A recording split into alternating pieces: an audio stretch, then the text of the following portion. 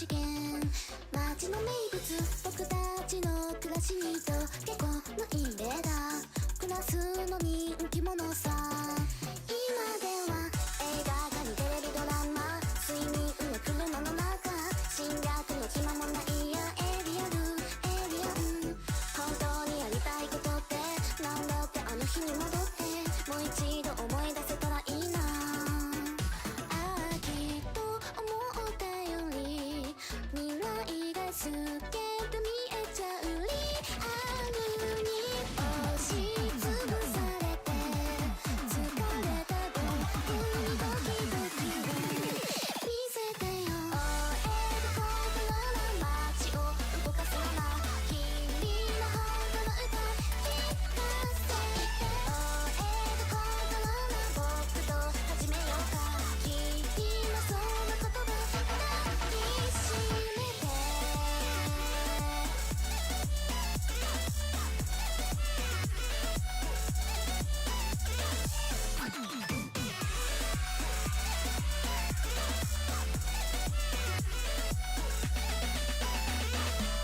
今年もやってきた UFO お返しさえ、人生と笑うと物勝ちのなるだけのさ、そういったあいつも今じゃ一時のインベーダー、惑星も死者も変わって、今でもふるさとの遠い銀河思い出す時もあるんだ。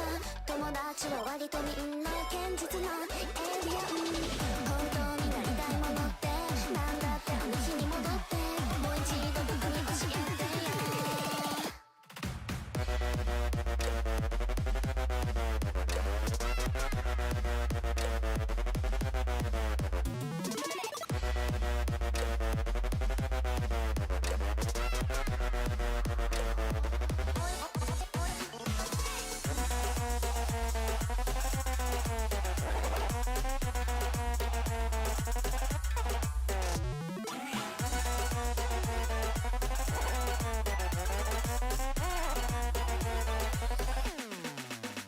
ああきっと思ったより未来は透けて見えちゃうリアルで、全部科学者がそう分かっていた宇宙の果てまで。追える心の街を動かすような君の本当の歌聞かせて。追える心の僕と始めようか。君のその言葉抱きしめて。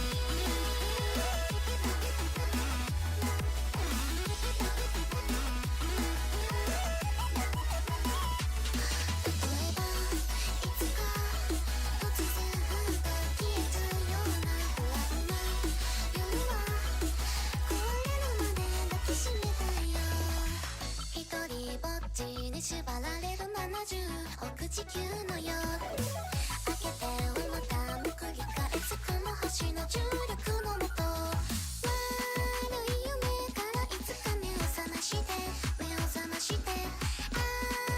新しい朝があなたに訪れてだけど多分そこに僕はいない逃げ出した先に手は届かない常に描いた夢波に消えそれらも言わずに溶けてた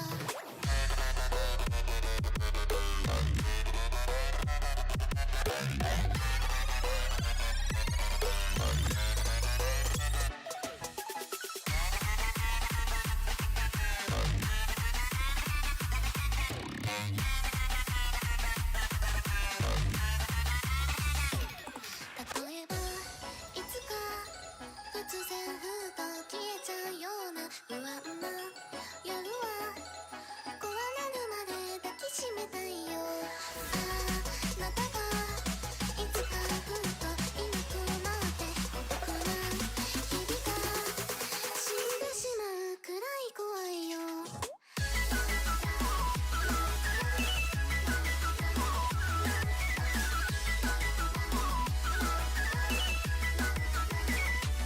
そうしていつか星になったあなたを追って月まで来たら壊れるまで抱きしめたいよ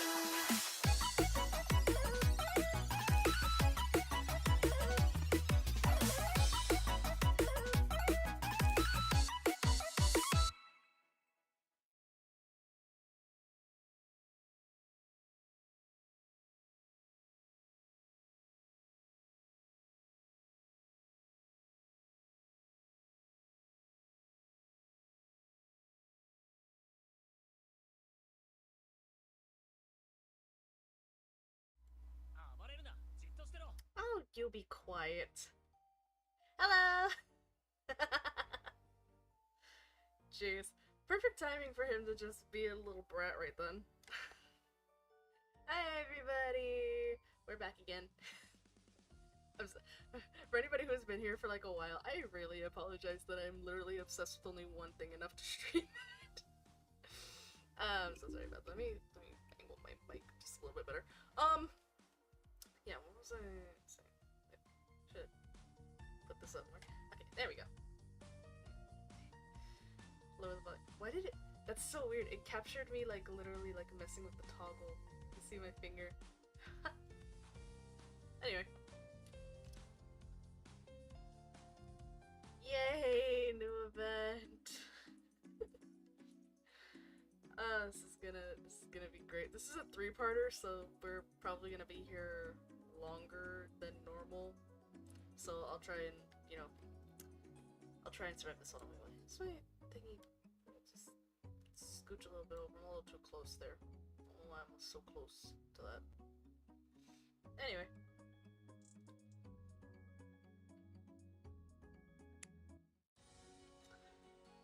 So as per usual, I have played like the first part of this event. Reason being because there's no other way to get to like the challenge stages to actually, you know, get the rewards and stuff. So I gotta play through the beginning of the event, you know, at least up until I can get these. Also, the music just slaps, my dude. The music just slaps. It's so good. So good. The devs do so good on this. Alright. I got 2 bottles of water, so I'm good. We shouldn't be doing like too deep today. You know, it should be fine. We don't have Quincy and Ray this time. So, you know, I don't have to go too deep. Gods. Yeah, we should be good though. Alright, we're gonna start of course with I just did my nails, so like I literally just did my nails. You can see the black nail polish. I literally just did my nails, so I'm trying not to mess them up. Alright. Enough fooling around, enough stalling because we're mildly embarrassed. Alright. I should bring this up so I can read what's happening on the screen.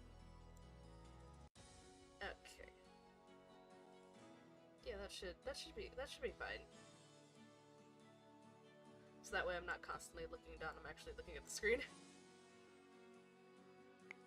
Alright, we're gonna just, if I could see what I'm doing, there we go. Like I said, 2 bottles of water today, so we should be good. Gucci. Virtue and ethics are the cornerstones of admission. Power and resources are the common tongue. May each interaction and every stroke of the sword brighten the future of Kleinster. The first creed of the Manstel boarding school. Boarding school time. Nice. Literally starting this, I was like, oh god, it's gonna be at a school. Yakumo's gonna be so fucking traumatized. Yakumo's gonna be so fucking traumatized.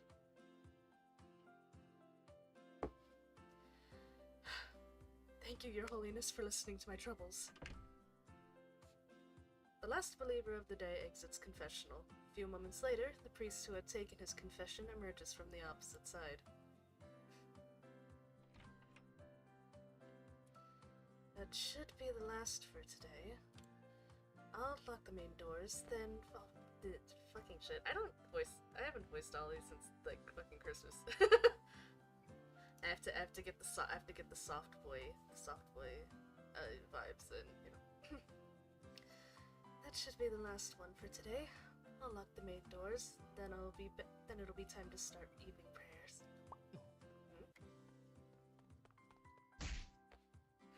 Father Olivine, thank goodness I made it here before you locked the doors. Oh, I just got a notification on the screen. Sorry. Just got a notification in the corner. Ah, okay. I see.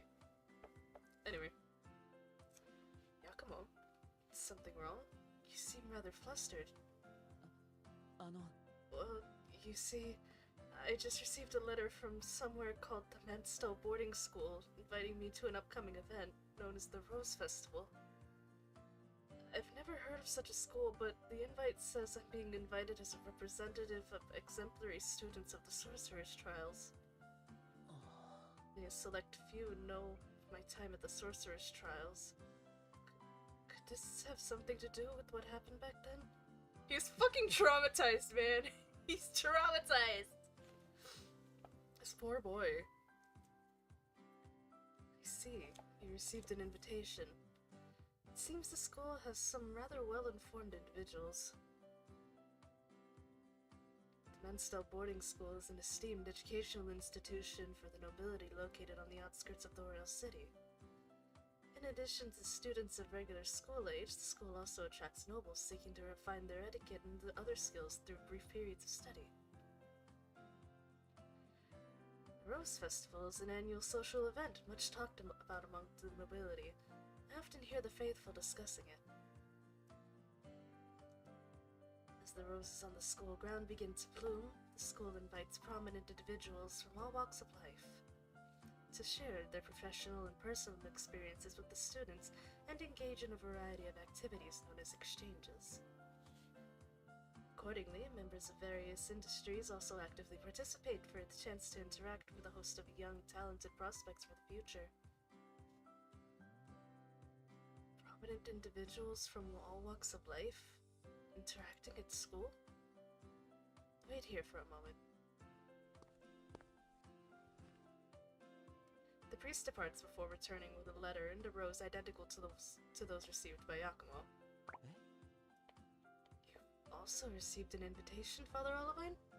Hi. Indeed. I was invited as a representative of the distinguished priests of the temple. Who'd have thought we'd both be invited?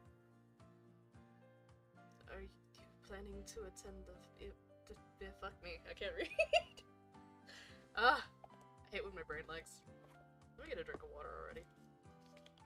My throat is not like 100% the best today, so like...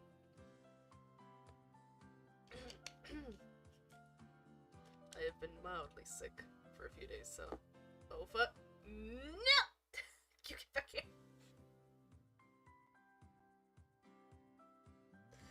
We're so good.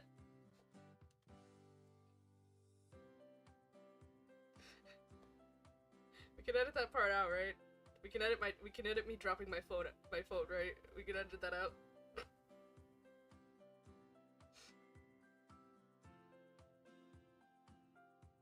Anyway.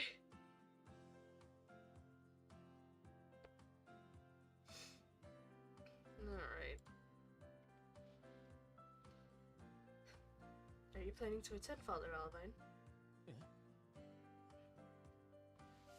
Don't you want to go, Yakumo? I think it's an excellent opportunity to broaden our horizons. I think so too. But it's a social event for nobles. There will probably be a lot of things that I'm unfamiliar with, just like a ball. Social events at schools aren't as formal as other official occasions. An accidental slip-up or two shouldn't be anything to fear. If you're feeling nervous, how about we go together? Boys! I love when the events like start out with the boys just interacting. Like it's just the boys vibing, no Aiden in sight. It's just like, ah yes, reminder that these guys interact outside, you know, they interact with each other. It's cute. I love it.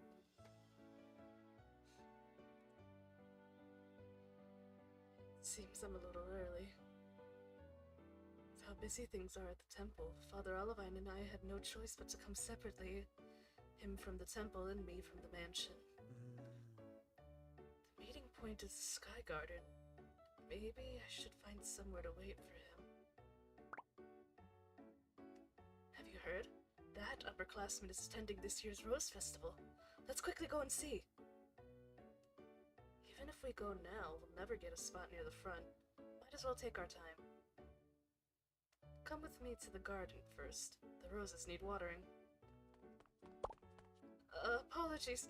Pardon me for intruding. The garden is in this direction. The map that came with the invitation shows it clearly. I was just about to head there myself. The watering can is almost full. Excuse me. Huh? Watering can? They left. Perhaps this isn't the right direction? Please forgive me. I was standing right in your way. Are you okay? Apologies. I was so dazzled by the blooming rose that I didn't notice the barrenness of all around me. Fuck me. I hate these people speaking like this. I'm not sure I understand, but as long as you're okay. He left too. Dazzled by the blooming rose. Could he have meant this flower I'm wearing?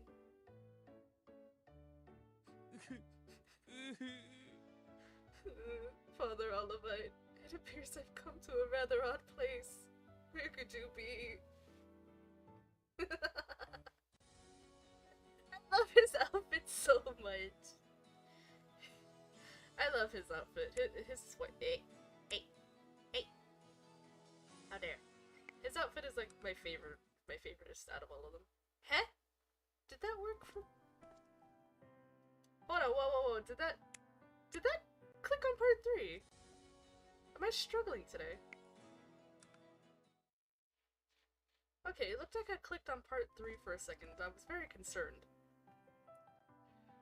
The second creed. Never forget thy roots. Devote thyself to the prosperity of thy nation. The priest observes the relief carvings on the stone wall with rapt attention. The work depicts ancient nobles, roses adorning their chests as they cross blades. This appears to show the school's founding. Students wearing roses and practicing their swordsmanship. Could this also be the origin of the Rose Festival? Carving the school's creeds and history into the walls. Not only does it display the founding of the school, it serves as a reminder to the students to never forget the school's past. Perhaps we could craft something similar at the temple to recount the story of the god of Klein. wonder if Yakumo is waiting for me somewhere. God, his thighs. Man! Holy moly, his thighs. That is... If we had an eye tracker, this would be terrible. Hold on, wait. Dudes! Guys. He's so pretty. He's so pretty.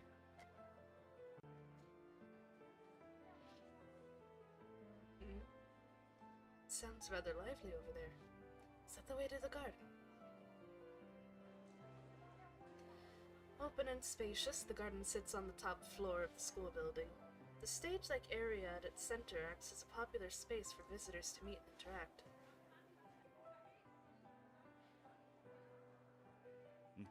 He's very pretty too. Okay, so I'm gonna be honest, when I first saw like the outfits, I think Yakumo's is the best. Olivine's is okay. I did hate Edmund's, but seeing it like with the backgrounds and everything, it feels much better. I just thought it lacked variation. It was too much of one color and it needed like some, like just a little bit more variation like Yakumo and Olivine have. But seeing it like with the backgrounds and everything like this, I think it looks better than when it did like on its own.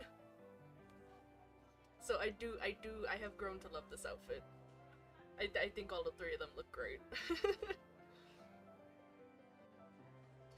The aforementioned methods of training should meet all the requirements you listed. I suggest giving them a try. Understood. Thank you for your guidance, upperclassmen. My turn! My turn! Do we have to be as amazing as you to join the Knights? Well, it's a certain level of physical prowess as a basic requirement.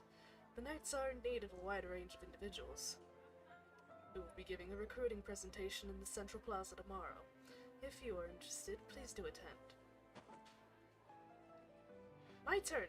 Upperclassmen, is there any chance we could see you as you once were? I've heard that you once received 20 letters of challenge in a single day.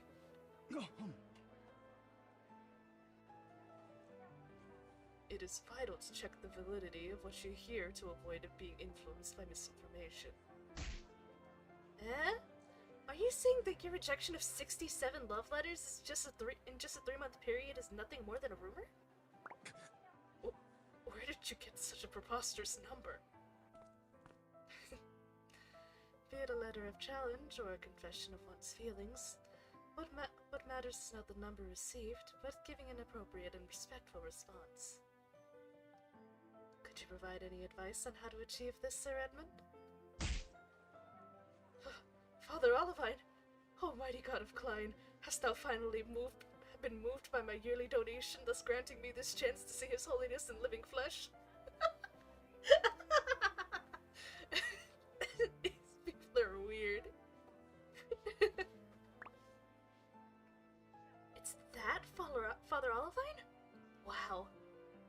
Regardless of whether I win this year's title of Crown Bearer, just seeing His Holiness in person will be enough to make Father insanely jealous. Win Crown Bearer?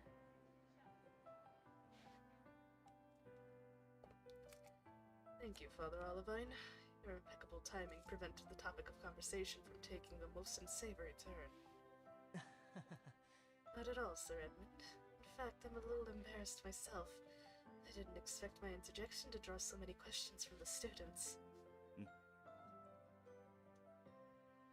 I believe bringing together the students interested in learning about both of our individual responsibilities... I believe bringing together the students interested in learning about both of our individual responsibilities to answer their many queries was the most prudent strategy. Sorry, that sentence felt fucking weird to me.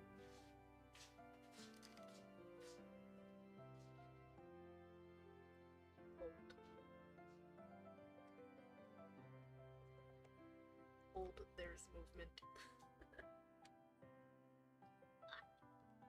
Let me take this chance to grab a sip of water.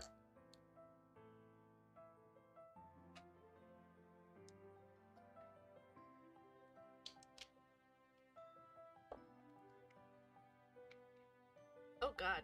Could you guys hear my... Could you guys hear my knuckles crack? I wonder. What about... Nothing there. Anyway. Oh, shit. They're just so... Again, I love them. I need to say a thing. Just like lately, I've been shipping them very hard.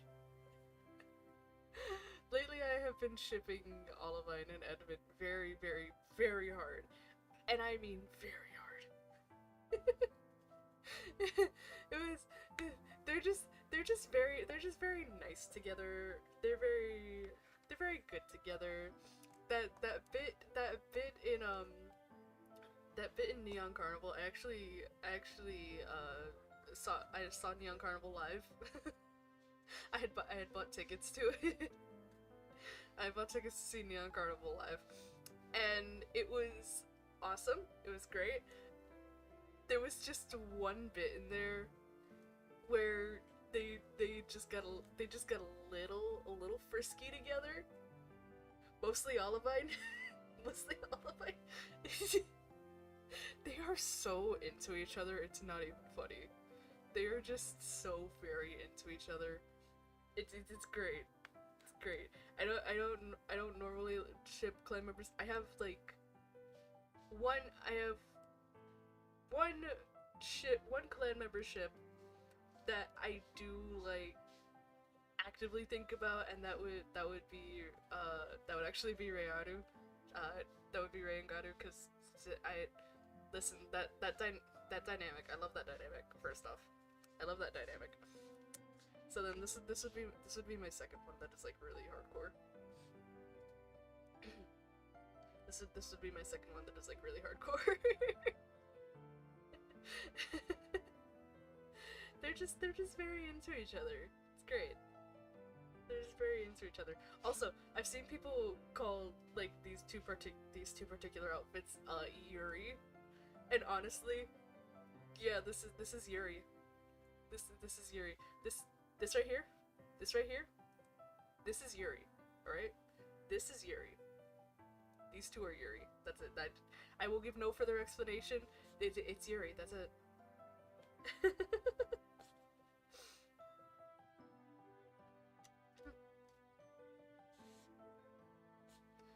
Where's my heckin' thing?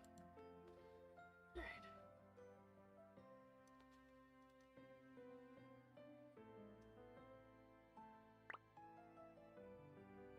Look over there. Isn't that upperclassman Edmund and His Holiness? Let's say we continue this elsewhere. The garden has several rest areas. I'll have someone bring tea and refreshments. If you don't mind, could you make that for 3?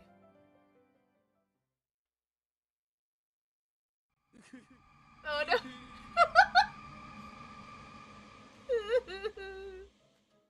There he goes!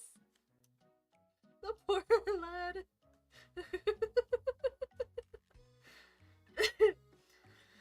Oh goodness.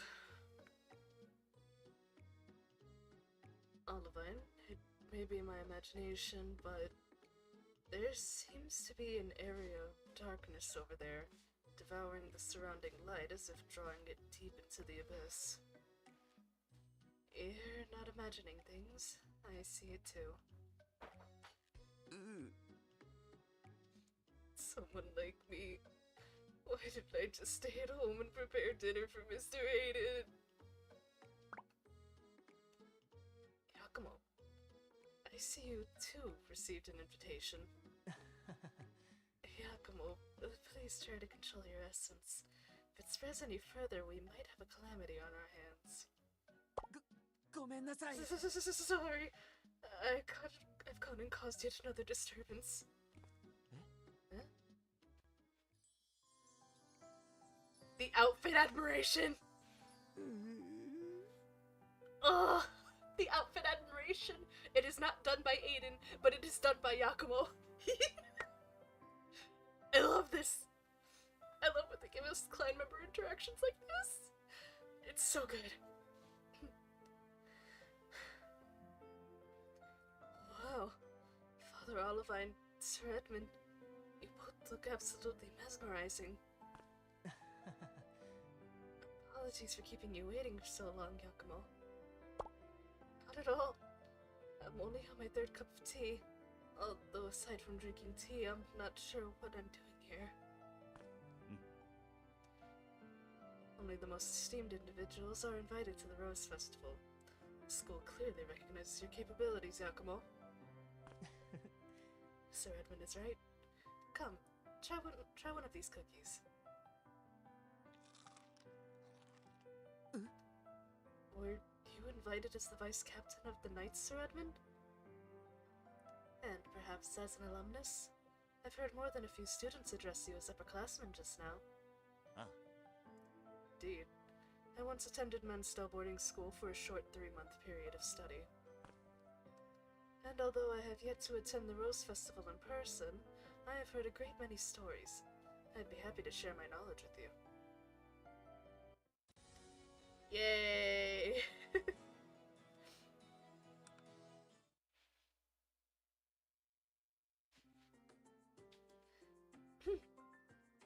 Each invitation is delivered to the recipient with an accompanying rose. Indeed. As per the instructions, we have affixed them to our outfits. These moonlight roses are a special breed cultivated with the founding headmaster's essence. They bloom during the spring full moon, hence the name. During the Rose Festival, the school hosts various contests testing one's mastery of noble etiquette and other assorted crafts. And the rose acts as your ticket for participation. なるほど。 I see. So the purpose of inviting outside guests to attend is to allow students to interact with and learn from those with real-world experience, correct? でも、 But I haven't seen any. Oh god. Sorry. My throat's still a little bad.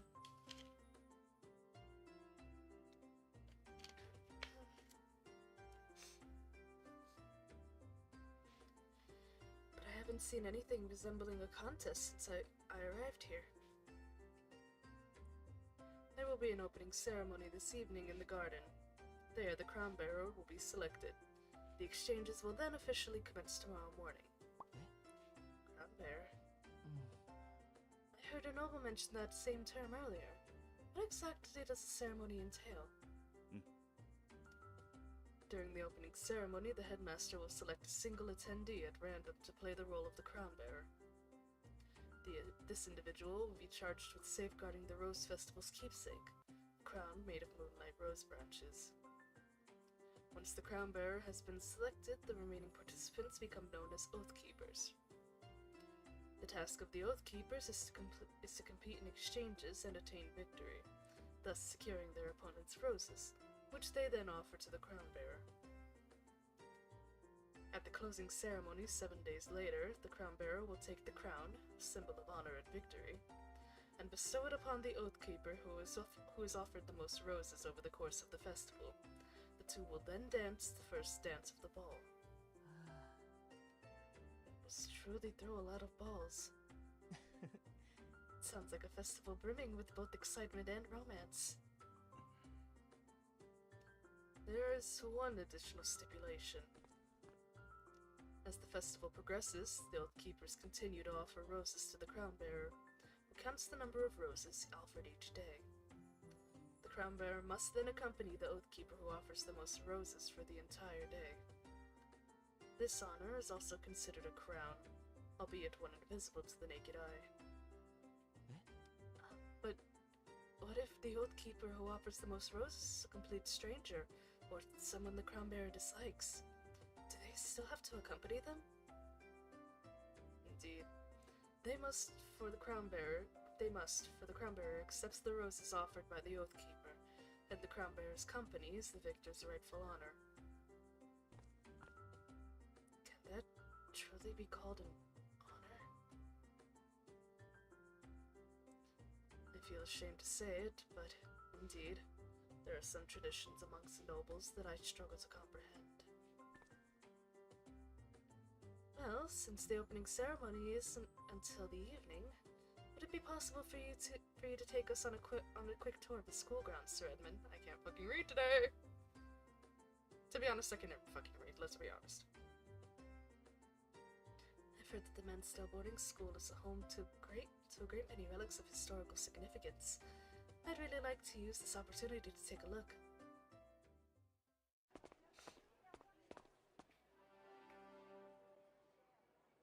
They're still calling out names. New attendees must be arriving all the time. When I arrived and handed over my invitation, the attendant at the main gate shouted my name at the top of his lungs. He gave me quite the fright. It was a mark of respect and a way to ensure the attendants do not miss the arrival of any particularly important guests. Kleinster, new Grand Sorcerer. He graces us with his presence. There he goes.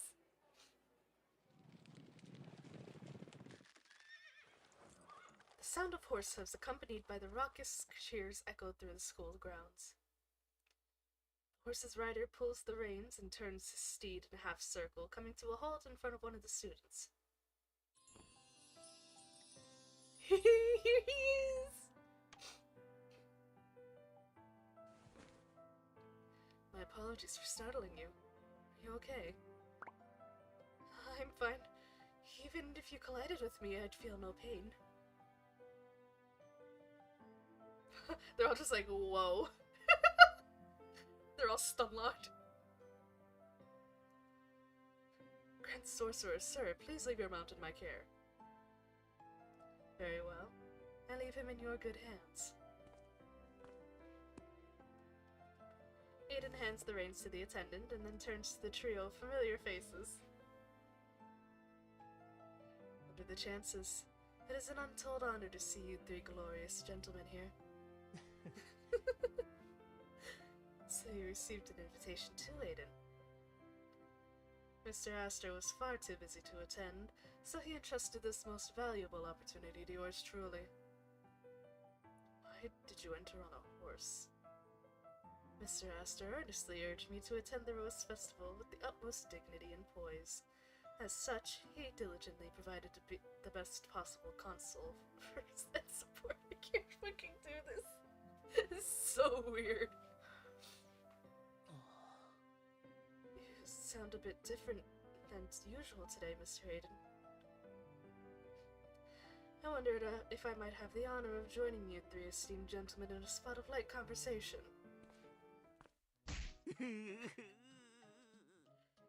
acted so dignified in front of this many people before. I can't keep this up, help me.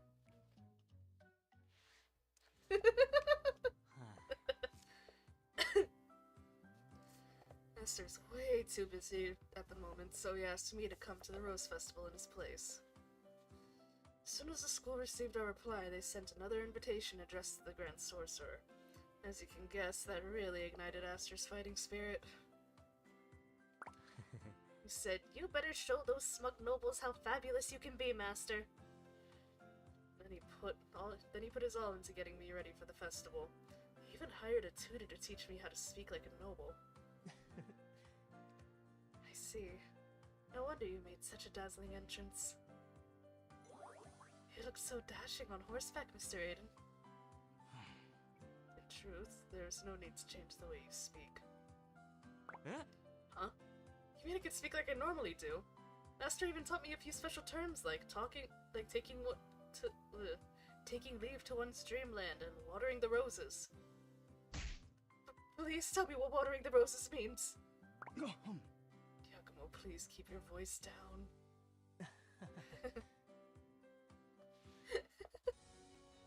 He's so nervous. I love him. I gotta take another sip of water.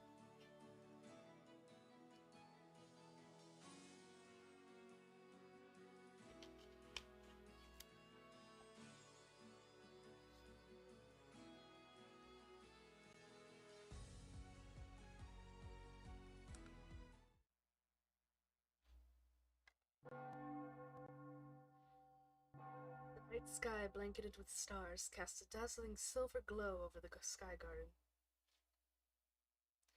All chatter comes to an abrupt halt as the headmaster leads a crowd of teachers into the central plaza. Might I begin by extending a warm welcome to our many guests who have journeyed from far and wide to be present here today. The rose is a symbol of our school. It represents both perseverance and beauty, embodying our resolve as nobles to defend Kleinster, as we have done for centuries. School principals are the same everywhere, huh? Always have to start with a long-ass speech. From dawn till dusk, and under the vigilant gaze of our educators, we beseech you to put forth your best foot and reveal that what you are truly made of. Those are just like Sir Edmund described. Sounds like we can find some fun activities to do during the day, then head to the lounge and relax in the evening. For the next 6 days, the Oathkeepers shall present their roses to the Crown Bearer at sunrise. The Oathkeeper who offers the most roses shall win the honor of Crown Bearer's company for the whole day. Oh god. They may partake in as many diversions as they desire with the Crown Bearer by their side. Hold on, give me 1 second. I need to mute for a second, I gotta cough.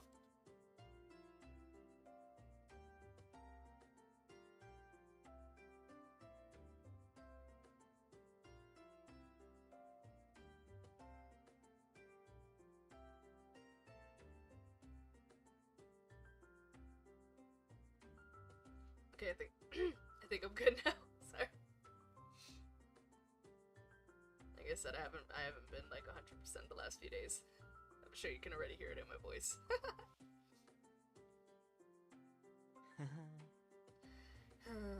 Classic nobles, always coming up with new ways to torture each other. It almost seems a pity to be selected as a crown bearer. You must spend your entire day with the victorious Oathkeeper and forego many opportunities for valuable exchange. The Crown Bearer title is one considered a symbol of great honor. There are likely a great many hoping to be selected. I hope the person selected is someone who wants to do it. Crown Bearer and Oathkeeper, hand in hand, prospering most gloriously. The Rose Festival can bestow no greater blessing. And now, the time for the selection is upon us. The resplendent moonlight doth bless the one and only rose, that it may continue to shine within noble hearts. Unseen. Fuck me, I can't read.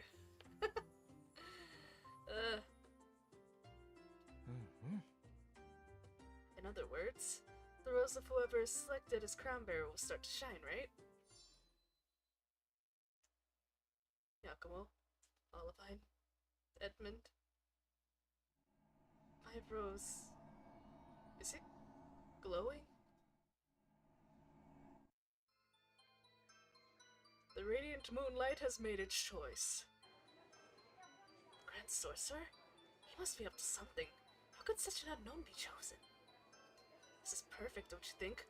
Ordinarily, I would never have the chance to meet him, but if I can gather the most roses, I can parade him before the entire school. Hush, not so loud. Can you not see the voice captain of the Knights is standing by his side? I hear his family is already in bed with the Grand Sorcerer and the powers that be.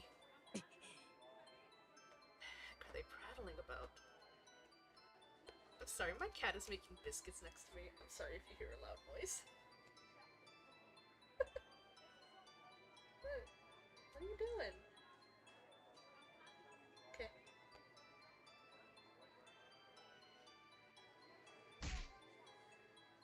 How can they say such things? It's not as though Mr. Aiden wanted to be chosen. They even mentioned parading him before the entire school. In a setting such as this, surrounded by nobles, once each and every move is magnified and scrutinized. Mr. Edmund has little choice but to remain silent. According to the traditions of the Rose Festival, the Crown Bearer is akin to a prize for which the Oathkeepers compete. If he does not secure their respect, he will likely suffer great mistreatment. Crown Bearer. The priest deliberately raises his voice, silencing the whispers of the crowd. Taking a step forward, he bows and takes the crown bearer's hand. Ooh! I love this. May you bless the Oath Keepers, that your crown may shine ever brighter. Oh, he's so smart. May the crown bearer bestow honor unto the Oath Keepers and blessings upon the roses. Blessed be the crown bearer. Glory unto the Oath Keepers. May the crown bearer glorify the Oath Keepers. At the priest and vice captain's behests, proclamations rippled through the crowd until almost all present have shown the crown bearer a mark of their respect. Those two have really helped me out here. Now's not the time to show weakness. I thank you all for your blessings, and I endeavor to fully embody this great honor as you compete with one another in my name. I, too, hope that all goes well for you, Mr. Aiden. Yakumo being the only one who didn't fucking bow. God. No wonder he stand out so fucking much. There are too many in front of us. I only got one look before I was squeezed out. It's not as if the prize is going anywhere. Your time would be better spent devising a strategy to win as many contests as possible. Aren't you curious? It's the Grand Sorcerer, after all, and we have the chance to secure his companionship. Blocked by a wall of students and other guests, the trio can barely make out the crown bearer amidst the sea of bodies. Meanwhile, the surrounding murmurs of conversation do not escape their notice. I can barely believe it. They're talking about Mr. Hayden as if he's nothing more than a prize to keep them company. Even if Mr. Hayden, so gentle and polite, would let his companion hold his hand. Join him in the exchanges, hold his waist as they dance. And at night, warm his bed. Yakumo, your mind seems to be getting away from you. What you say, Yakumo, might very well be true. Really? The crown bearer strives to fuck me, I switched the two words as I was looking at the script. I switched the two words. They're right next to each other. The Oath Keepers strive to delight the crown bearer with their triumphs, and the crown bearer reciprocates by offering close companionship. This sort of topic often arises in social circles as the time of the Rose Festival approaches. While there is the occasional amicable tale, the majority of the chatter consists of rather unseemly rumors. I had never expected that we should one day be entwined with such rumors. Oh!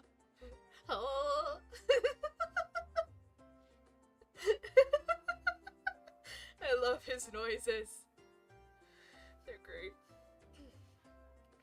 What should we do? The nobles have Mr. Aiden surrounded. They're eyeing him like beasts ready for the kill. The Oath Keepers fight for victory to win the crown bearer's company. Then, I suppose it's up to us to ensure we offer the most roses. That indeed seems to be the wisest course of action. And at the very least, in our company, Aiden will receive the respect and treatment he deserves. That Aiden is the crown bearer is already an irrefutable truth. We have no choice but to contend fairly under the prescribed regulations. You're both right. We cannot allow Aiden to accompany these nobles with their ulterior motives. Mr. Aiden's freedom and safety... Mr. Aiden's freedom and safety for the remainder of his life are our responsibility, not his life! For a couple days, my guy! Yakumo, we're losing you again. It's for a couple days, my dude!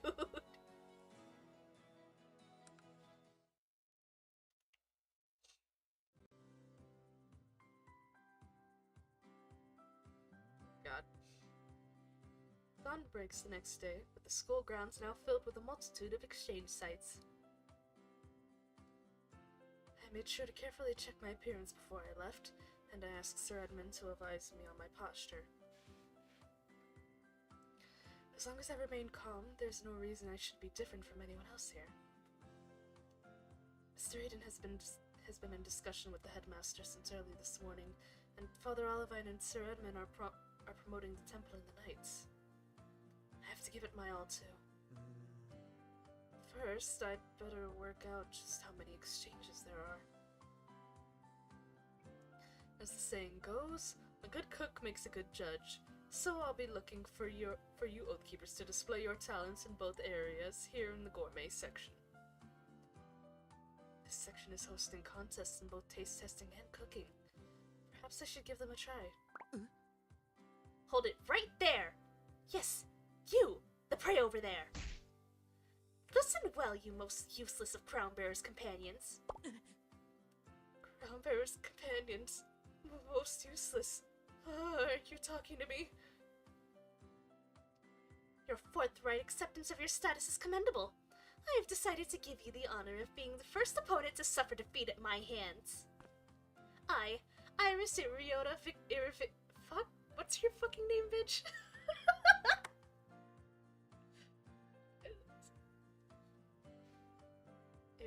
Okay. I, Iris Iriota Irivicia, have been paired with Yakumo. Thank you. Allow me to start over. I, Iris Iriota Irivicia, have been paired with Yakumo for the gourmet exchange. The noble young lady puffs out her chest with pride while running her fingertips over her rose fastened to her clothing. With this rose as my witness, I consent that both victory and defeat shall be bathed in glory. You must also give your consent. Apologies. I'm not so familiar with how these exchanges work. Oh, then I shall teach you. Put your hand here like so and repeat the words I uttered just a few moments ago. Okay. With this rose as my witness, I consent that both victory and defeat shall be bathed in glory. Despite Yakumo's hesitant delivery, the moment he touches the rose, both his and his opponent's roses begin to glow as if illuminated by mysterious light. Can't read. You have been adequately obedient so far, so I will let you choose the theme of our contest. I shall balk at no dish that exists upon this here land of Klein. Oh, in that case, I choose a cooking contest. We each prepare a dessert, which we exchange, and after tasting them, we must guess the dessert's main ingredients. The victory goes to whoever guesses correctly. A cooking contest? Is that not allowed? You said just now that I could choose the theme. Any self-respecting noble would surely choose taste testing. Cooking is the specialty of cooks. I cannot bring myself to pilfer their good work. But I'm not a noble. I don't want to put any pressure on you, Miss Iris, but the exchange has already begun. According to the rules, if you give up now... The term give up does not exist in my dictionary. Just you wait and see. Let the battle commence. She is wily. Go ahead, give them a try. I poured my entire heart and soul into these biscuits. They resemble little balls of charcoal. They remind me of the first time I baked a cake with Sir Edmund. The result was very similar. If you choose not to taste them, you need not worry. I will bestow my forgiveness upon you. You made these especially for our contest, Miss Iris. Of course I'll taste them.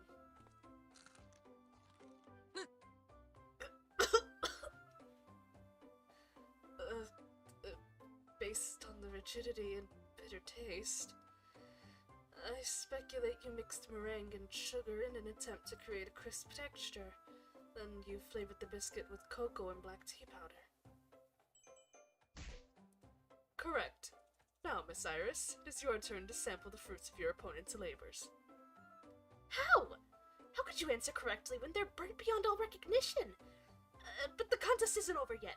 Come, let me taste your wares. はい Okay. I've also prepared some biscuits. Please have a taste.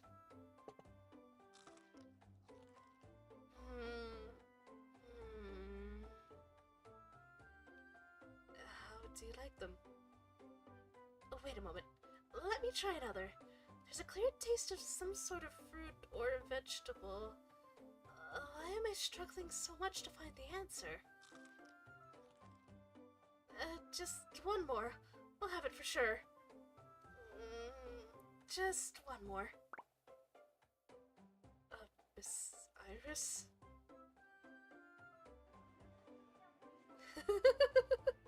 She just liked his cookies. She's funny. Gotta get another sip of water.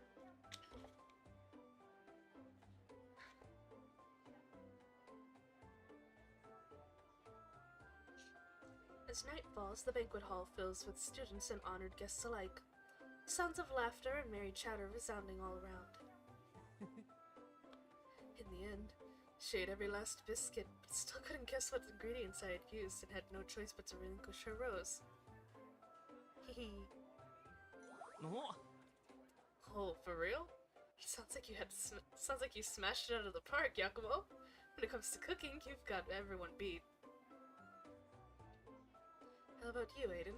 What did you get up to today? Well, I spent most of the day being introduced to a whole host of esteemed nobles by the headmaster. I didn't expect to be so busy right from the get-go. God, I can't read. Actually, I can't speak. That's the issue. This is the first chance I've had to see you guys all day. Edmund, Olivine, I didn't spot you two at all. Were you busy with the exchanges too? あ I rose at dawn to finalize the recruitment presentations of the knights. Only in the afternoon did I join the exchanges. My phone seems to be struggling just a little bit. Either my phone or computer, one or the other. I was in a similar situation. I had scheduled some early morning interviews related to the temple duties. From tomorrow, we should all be able to have breakfast together. Not just breakfast, but lunch and dinner too. I want to hear all about what you guys have been getting up to at the Rose Festival. This bitch! This bitch! I'm also just mildly pissed because he looks like me IRL. If you ever wanted to know what Ino looks like IRL, it looks like this bastard.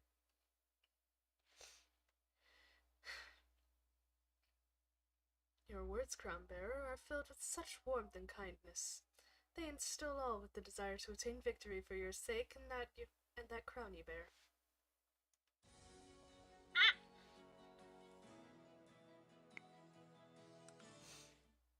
I didn't realize that it cut off there. Thank you for the compliment. May I ask who you are? Apologies for interrupting your conversation. I'm a butler, and I come on behalf of my master. A butler? On behalf of your master? If his master so decrees, a competent butler may act on behalf of the master he serves. I'm somewhat surprised to see a butler wearing a rose. Your master must have great faith in you. You gentlemen are far too kind. Now, on behalf of my master, I challenge you, the Oathkeeper named Yakumo, to a duel.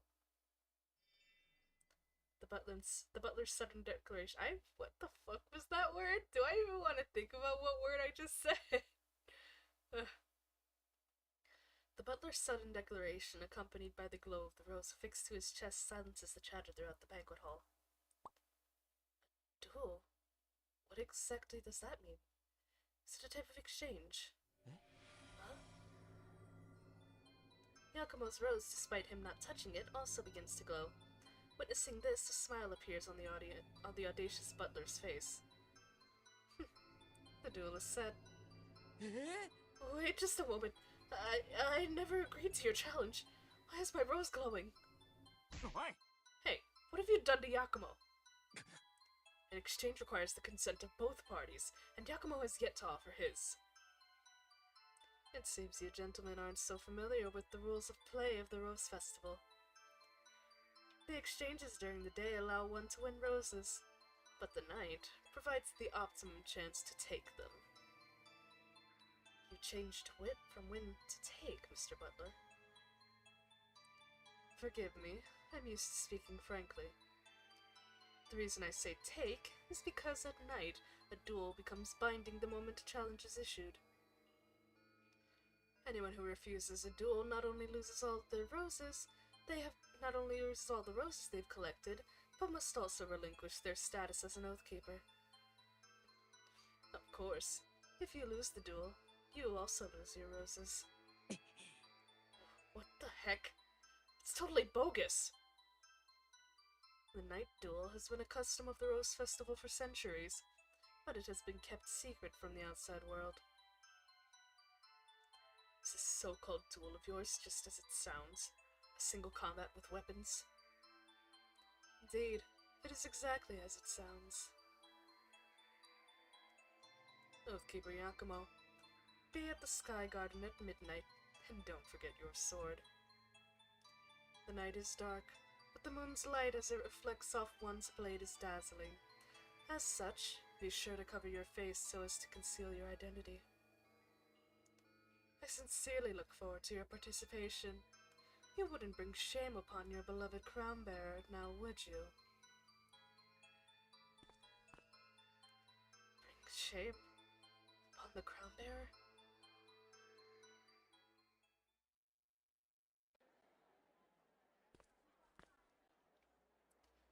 For all the Oathkeepers who have no stage to display their talents, yet yearn to shine, I hereby declare the inaugural duel of this year's Rose Festival. Oh god. A crowd fills the Sky Garden, the excitement and cheers even more palpable than the opening ceremony held here only the night before. Whether one issues or receives, one may partake in but a single duel each day, and refusals are out of the question. As such are the nocturnal rules of play of the Rose Festival. To the victor go the spoils, the entirety of their foe's rose collection. Amidst the soft light of the moon and the glint of steel, grasp thy chance to achieve the ultimate triumph. So this form of exchange really exists, huh? And they're making such a big song and dance about it. It's the dead of night, yet there are so many people gathered in the garden, each wearing a mask and carrying a sword. Indeed, this must be a well-established and tacitly accepted form of competition. Edmund, did you know about this? Is that why you told us to bring masks? Yeah. No, it was the butler's words that brought it to mind. It has always been the norm to conceal one's identity when attending such clandestine forms of combat as this. In noble circles, if a mask is worn, any who knows the mask wearer's true identity must keep it to themselves. The butler representing his master who chooses to not reveal themselves. That must also be some sort of mask, no? No refusals, hiding your face, keeping everyone's secret. This is where nobles really have their fun during the Rose Festival, right? No wonder they don't let anyone outside know about it. Why would that butler, or perhaps his master, challenge Yakumo to a duel? Maybe he heard that Yakumo won an exchange earlier today? I know why. It's because I look so weak, so useless. But even so, I still have to. Duelist, please take your positions. I need to, like, adjust myself. Gosh.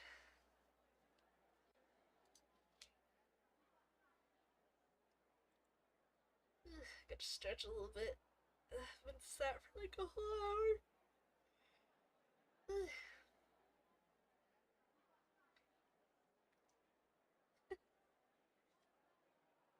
I'm trying to adjust my chair and everything. Oh, there we go. And let me take one more sip of water before I continue.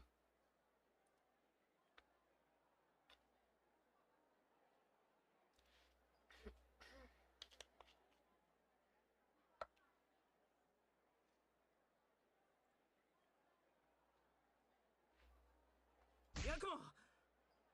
Yakumo, this duel is basically robbery. You don't have to. Don't worry, Mr. Aiden. To give up would only mean that I hadn't tried hard enough. No matter what, I must not bring shame upon Mr. Aiden. In this duel, he who strikes his foe's rose from his chest first is the victor. Now, with your roses as witness, make your declaration of consent. With this rose as my witness, I consent that both victory and defeat shall be bathed in glory. The duel calls for no such courtesy.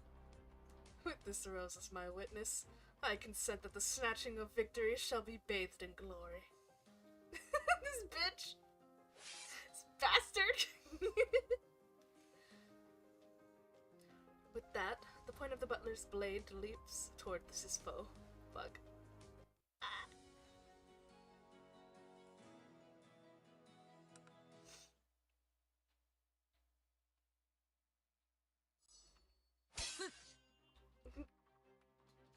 That was close. Next. Yakumo, retreat! Oh. Unaccustomed to wielding sword, each parry increases the numbness in the serpent yokai's hands. He can do little but to follow the instructions to dodge and retreat, his opponent giving him no room to breathe. I won't let you take my rose. I've heard you're here as a representative of the students of the Sorcerer's Trials.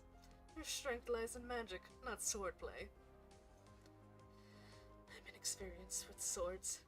If I want his rose, I'll have no choice but to use my essence. Focus. Let your essence pierce like a blade and drill through the cracks in his defense, in his offensive. Oh god. The serpent yokai's essence forms a familiar black mist that pounces at the butler's rose. With no time to retreat and no room to parry, the butler turns his body and takes the attack on the other side of his chest. Is he hurt? What should I do? This is a school contest, yet I've gone and used magic to injure someone. He seems to be losing a lot of blood. I only wanted to take his rose. Yakumo, please forgive me. I didn't mean to. Never lose focus during combat. Yakumo looks to his opponent in a panic, only to be greeted by the cool glint of steel.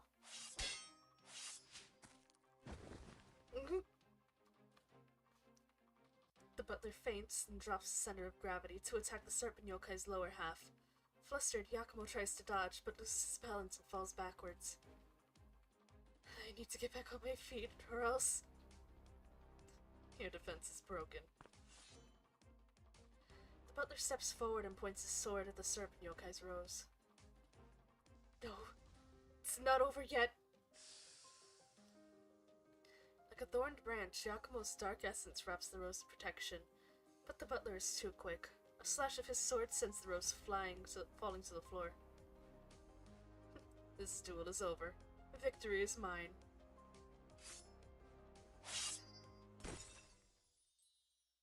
There he goes. Duelists, cease and make your exits. Yakumo!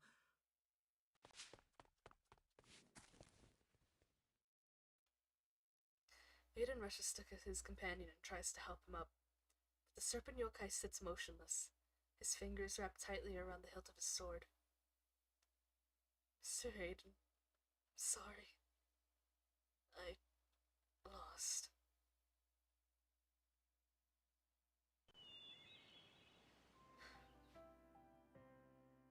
Amidst the cool morning air, the soft light of sun illuminates the garden, and the leaves of the trees glisten with dewdrops. I can't read anymore.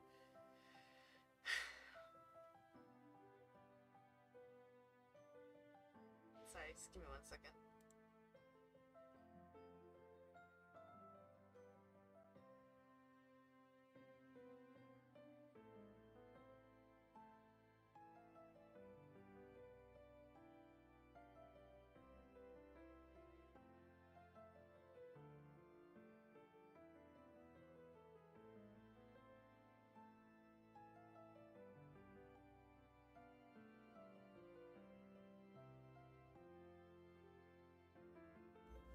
Oh, whoops.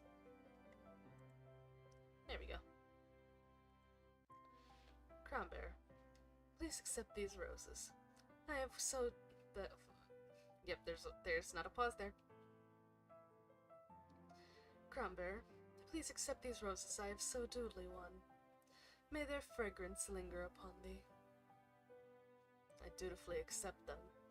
May glory be upon you. The reluctant crown bearer, following the instructions of the attendants, stands in the center of the plaza and accepts the offerings of the Oath Keepers. The offerings are confirmed by way of essence, tiny specks of light forming into roses and transferring from the Oath Keeper to the crown. Did not mean to yawn. You don't seem particularly thrilled. As the crown bearer, as long as the roses are offered, no matter who it may be that offers them, you should feel joy in your heart, no? I can't speak for the previous crown bearers, but it's hard for me to feel happy after seeing someone I care about suffer such disappointment. As things stand, you're currently in first place. The crown bearer's name appears in midair, but the young servant doesn't trouble himself to look up. I never expected such a paltry number would put me at the top of the pile. No one likes an arrogant victor. How's the injury to your chest? It's been treated with bandaged and poses no urgent threat to my health. Thank you for your concern. For you to go to such lengths, your master must really be hungry for my company. Just who are they? My master will show themselves only after I achieve the ultimate victory. Then I'll have to ask you to step aside so the other Oath Keepers can make their offerings. What? Edmund, he's making an offering too? Crown Bearer, please accept these roses. May they brighten your crown. Is Yakumo doing okay? Olivine has agreed to stay by his side. That's reassuring to hear. As the two men talk, the specks of light form into the roses and transfer to the crown one by one. The total roses counted, the crown bearer's mouth falls open in surprise. With 7 roses, the leading Oath Keeper is Edmund. By but a single rose, it is my victory. It seems you'll have nothing but disappointment to deliver to your master today. As for the stipulations of the Rose Festival, today's right to the Crown Bearer's company belongs to me. Now, if you please, vacate the Grand Sorcerer's vicinity. This shit was so hot for no reason. I am not an Edmund simp by any means. However, comma, that shit?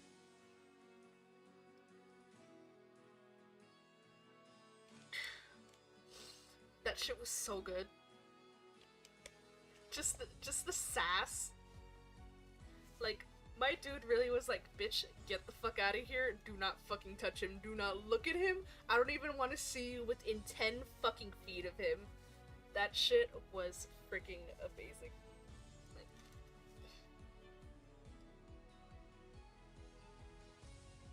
I hear my neighbors giggling downstairs.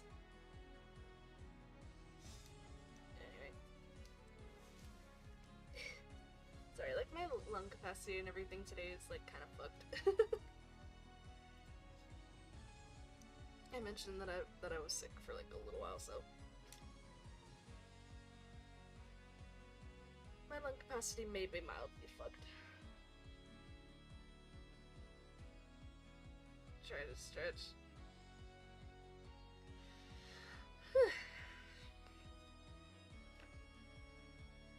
Alright. Now we are onto the territory that I have yet to see. I have no clue what happens. So this is gonna be great.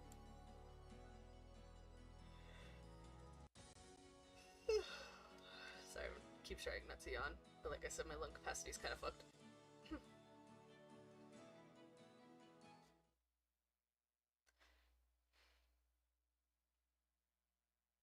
A full program of lively exchanges swiftly follows the early morning offering ceremony.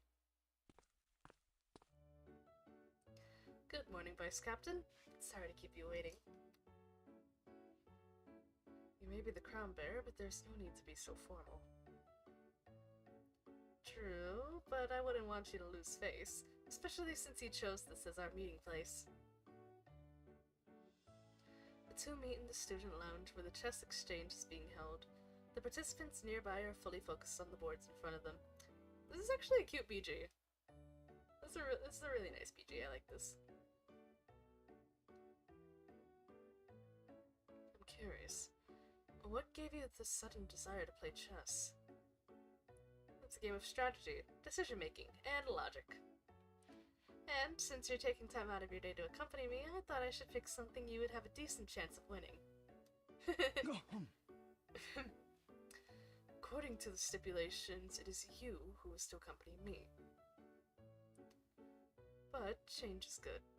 I secured each of the roses I offered this morning through swordplay exchanges. I have no desire to triumph in but a single field of play. Awesome! I learned how to play this kind of chess not too long ago. Fancy joining me for a quick game?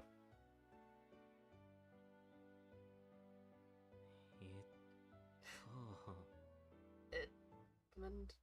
I know you said you just about remembered the rules, but you also said you were no good before we started. I am no good. I always suffered defeat when I played against my tutor. Your concept of no good might be a little different from the average person's. No, there's no way I'm taking this. Set up the board again. I won't lose so many pieces this time. Gentlemen, would you like a pot of tea? The Oath Keepers at the neighboring table hope you remain refreshed. Hope you remain refreshed during your battle of wits. Neighboring table? Oh, group of lively-looking noble students. Thank you. Please prepare some accompanying desserts and wish them well in their exchanges. Why are you looking at me in such a manner? It's nothing really. I just can't believe how many admirers you have. It is merely because I once attended this institution, and I also happen to be a member of the Knights. The students are curious, nothing more. But you said you only studied here for a short time. I'm surprised just how many people you remember you. Did you break a window at the headmaster's office? Or maybe you ride into class on a horse? Don't be ridiculous. Upperclassman Edmund. Just what did you oh god. Just what did you do to leave such a lasting impression on this place? It was nothing major. I merely offended a senior student during swordsmanship class. Hello? You actually did something? He gathered some others and they challenged me. I had no choice but to accept and was thus forced to fight 20 duels in succession on a single day. Oh my! help settle the dispute amicably, our swordsmanship tutor at the time also joined to ensure none suffered serious injury. He's pretty tactful, but it sounds like he's saying he beat 20 guys in a row, including his tutor. You're the last guy I would have guessed to have a rebellious phase. I merely assessed the situation and judged that I had no cause to shy away from battle. Nobles at this school are the very individuals I would meet in social circles in the future, and one's words and actions tend to make a lasting impression. If I had refused combat, the stories about me might have been far worse. Well, now's your chance to wipe the slate clean. Rid yourself of your old reputation and write a whole new story. How about it? Here's one for you. Vice Captain beats the new Grand Sorcerer in 10 straight games of chess. 11. Damn, he really was keeping fucking count. God. My swordsmanship has invaded your territory, and you will take your Hello, brain? Yeah, okay. My swordsman has invaded your territory and will take your commander on the next move. What the hell did that happen? It's not over yet, just give me a second to think. The young man scratches his head and furrows his brow in thought. His gaze soon meets that of the blue-haired knight sipping tea across the table. That was really huge. Just with the cup of tea, just like, I'm waiting, bitch.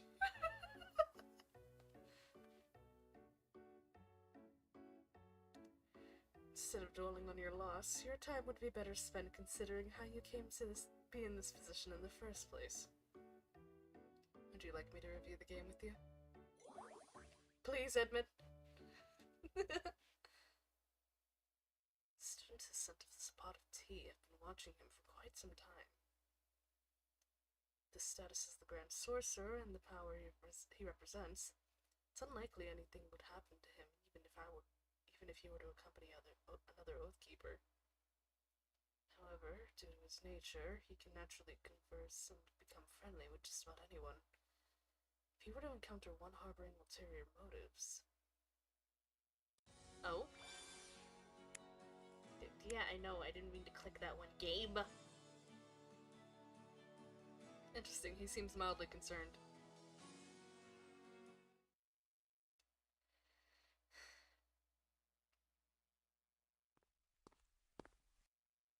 Is this the way to the music room? Yeah. We must proceed to the next floor. Why did the founding headmaster have to make this place so damn big? Two men turn to ascend the staircase at the end of the corridor, their voices and footsteps fading into silence. Bitch! Oh! Yes, Ollie! Watching his targets closely, the butler proceeds to follow when a figure suddenly blocks his path. Good evening, Mr. Butler. I wonder if I could trouble you to come with me. Olivine is like, bitch, the fuck are you up to, huh? Both Edmund and Ollie are like, hey, you made our fucking boy cry. How fucking dare you? Like, you made our boy cry, you hurt his feelings, and you're also trying to go after our other boy. So, bitch, what the fuck is up? The butler's flight response kicks in, but the priest's soothing voice interjects. Oh! I challenge you to a night duel. Olivine! Olivine! You did not!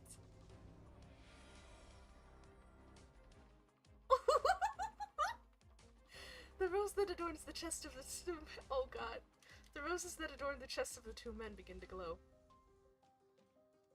I thought you priests were a genteel, courteous lot.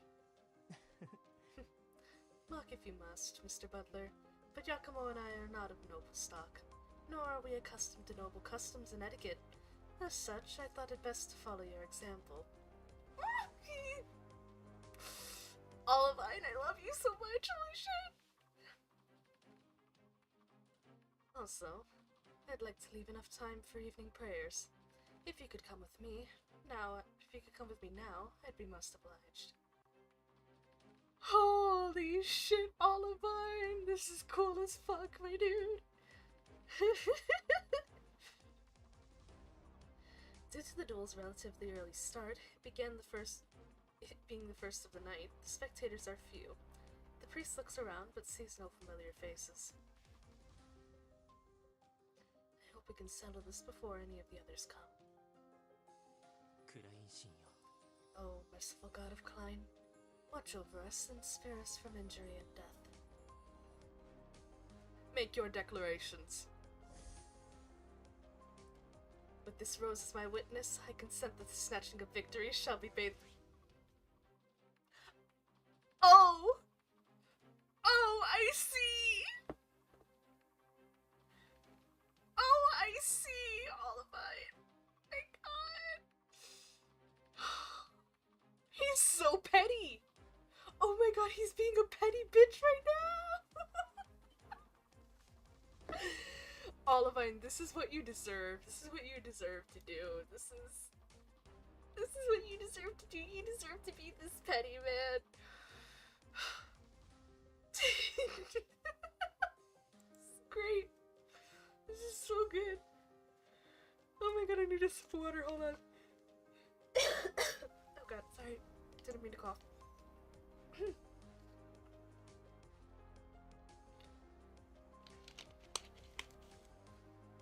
He deserves to be this petty.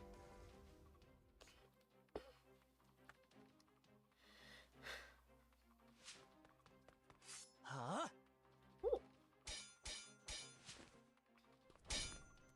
Sparks fly as steel clashes against steel.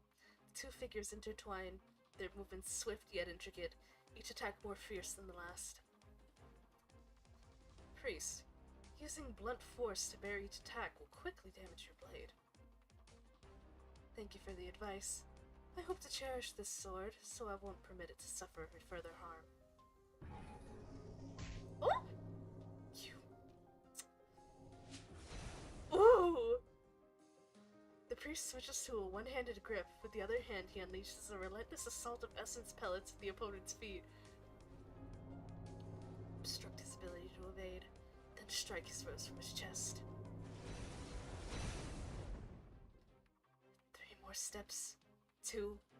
Now! The smashed pellets release a cloud of smoke, his blade hidden. The priest strikes the butler's rose. Do not underestimate the sword I wield in my master's name! Oh! Oh no! The points of both swords dash at their marks, clash and then retreat. The butler's rose remains on his chest. A light scratch shows on the back of the priest's hand.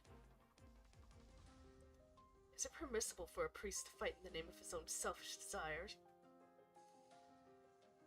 To fight with all one's might, by one's own will, in defense of honor, is a virtue of the god of Klein holds in high regard. Then let us see just whose might is favored. Oh no! Ollie! What's happening? I can't move my arm. What did he do? This bitch! This blade is coated with a numbing agent? There's no time to stop and purify the wound.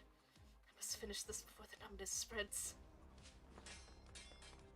His resolve firm, the priest closes the distance to his foe, throws down his sword, and launches his fist! Oh. The punch, brimming with faith, makes no contact, but the blast of wind it unleashes sends the butler's rose fluttering to the floor. Let's fucking go, Olivine! The duel has been decided. Such is your desire to snatch roses and attain overall victory, that you are willing to use all manner of tricks. Just what do you and your master want with the Grand Sorcerer? Hand me victory, and you will soon know the answer. The next pair of duelists make their way to the center. Now, make your declarations.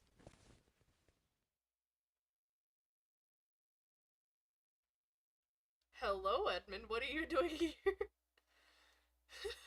But yo, Olivine, that was so fucking cool! Holy shit! With the priest... fuck shit. Yep. I keep reading a line ahead. With the next duel set to get underway, the priest picks up the sword and holds his paralyzed arm, turning to see a familiar face.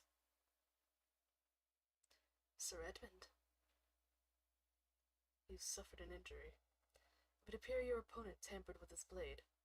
Let's find somewhere to sit so you can purify the wound. I'll help you bandage it. Thank you. I love them! I'm shipping it so hard! The pair remains silent as they tend to the priest's wounds until the next set of cheers erupts. Victory! Tomorrow the crown bearer will belong to me for sure. I'll take him to a private tea party and show all those who look down on me how the famed grand sorcerer is like a putty in my hands. Ew, go away. Sir Edmund, where is Aiden right now? He's with Yakumo in the dining hall. I fabricated a reason to excuse myself for a moment. Take care during your duel. We'll slip out and return to those two when we're done. I will do my utmost to achieve swift victory. I love them. I love them so much.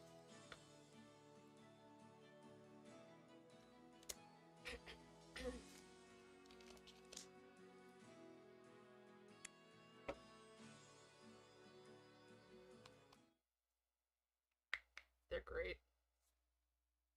How's Yakumo doing?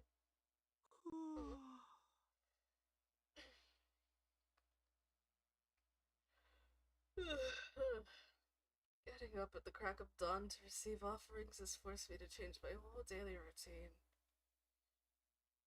But today's winner is Olivine. Maybe I should go back to bed and wait for him to come wake me up. He would. He's over there. Hello? The music? Hello? Am I gonna be able to stream this? Oh god. The priest bends at the hips, his elegantly straight upper body hovering over the table. He aims his cue, his eyes focused on the scattering Not the fucking pool! Oh, this is evil. How dare. Oh my god, he's... The hips. The thighs. The... Oh... I'm cooked. Aiden's cooked. We're so cooked.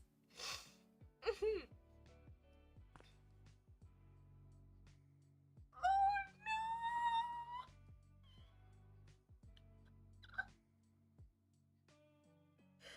no! I see.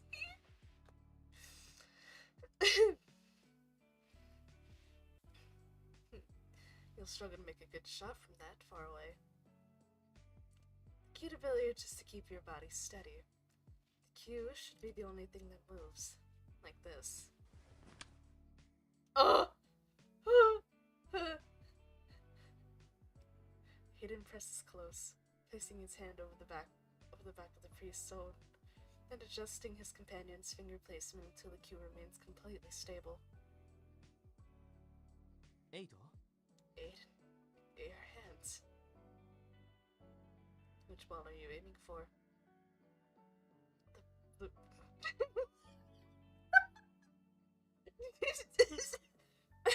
I'm an adult. I'm very mature. I'm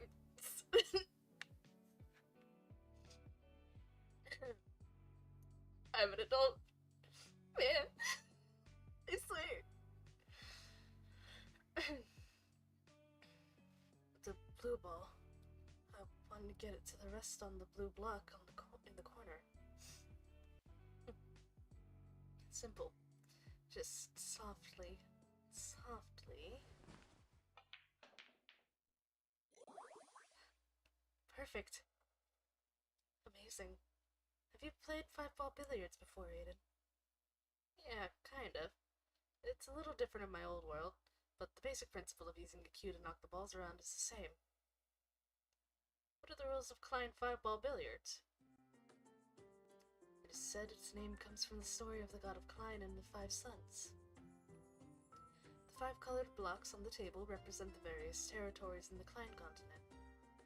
The rules are very simple.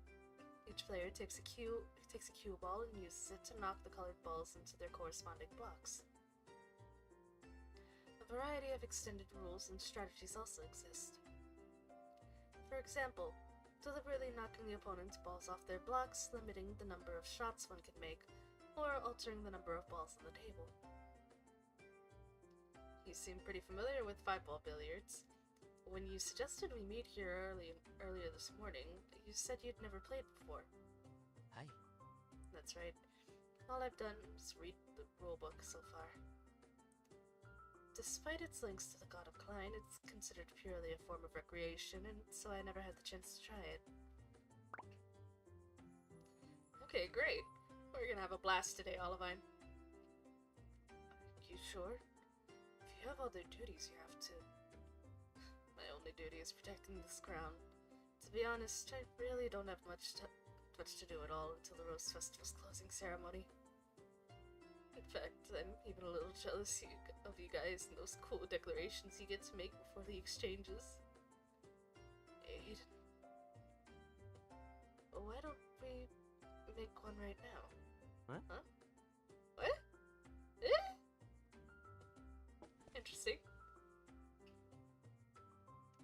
The priest carefully puts down his cue, gently touches his rose, and speaks as if saying a prayer. Oathkeeper Olivine declares an exchange of five-ball billiards with Crown Bearer Aiden. So cute! Your turn, Aiden. Crown Bearer Aiden declares an exchange of five-ball billiards with Oathkeeper Olivine. With this rose as my witness, I consent that both glory and defeat shall be bathed. That both victory and defeat shall be bathed in glory. I keep reading ahead. Damn, that really does sound so cool. I wish I was an Oathkeeper. Olivine, your rose is glowing. So is yours, Aiden. Can it be that the Crown Bearer may also take part in exchanges? Looks like we'll have to exchange first to find out. Ah! Interesting!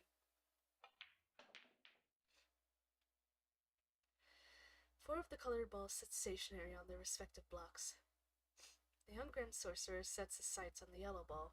His goal, the yellow block in the center of the table. Oh my god, sorry. Give me 1 second, my nose is like running.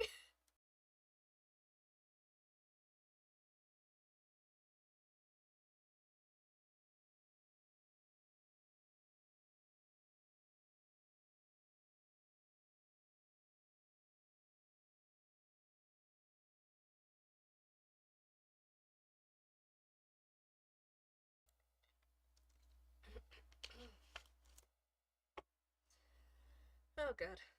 My throat is gonna die by the end of this.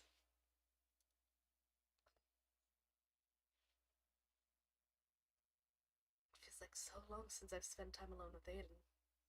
This is such fun. I've almost forgotten this is an exchange. Olivine, I win. Have anything to say? What sort of prize would you like, Aiden? Letting me choose, huh? That's a dangerous game you're playing. I always enjoy the excitement and adventure you bring to my life. But engaging in night duels for my sake, I'm not sure it's worth it. Indeed. Attaining so many roses in such a short time to secure your company. You saw right through me, Aiden. I'm not sure why the Rose Festival allows these kinds of exchanges, but whenever I receive the offerings, I can't help wondering just how the Oathkeepers got their roses. Do not underestimate the sword I wield in my master's name.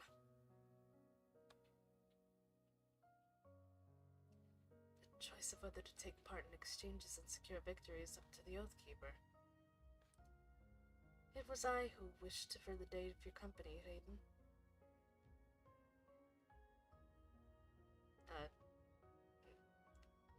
I've decided what prize I want from you, Olivine. A bunch of fresh roses sit near the billiard table. Aiden picks one and places it in the priest's hand. I can't take one of the roses you've worked so hard for, so you can give me this rose instead. Ugh! Fuck! That's cute. That's romantic.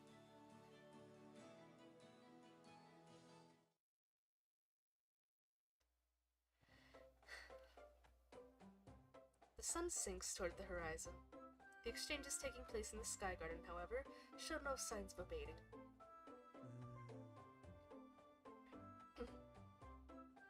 God. Sorry.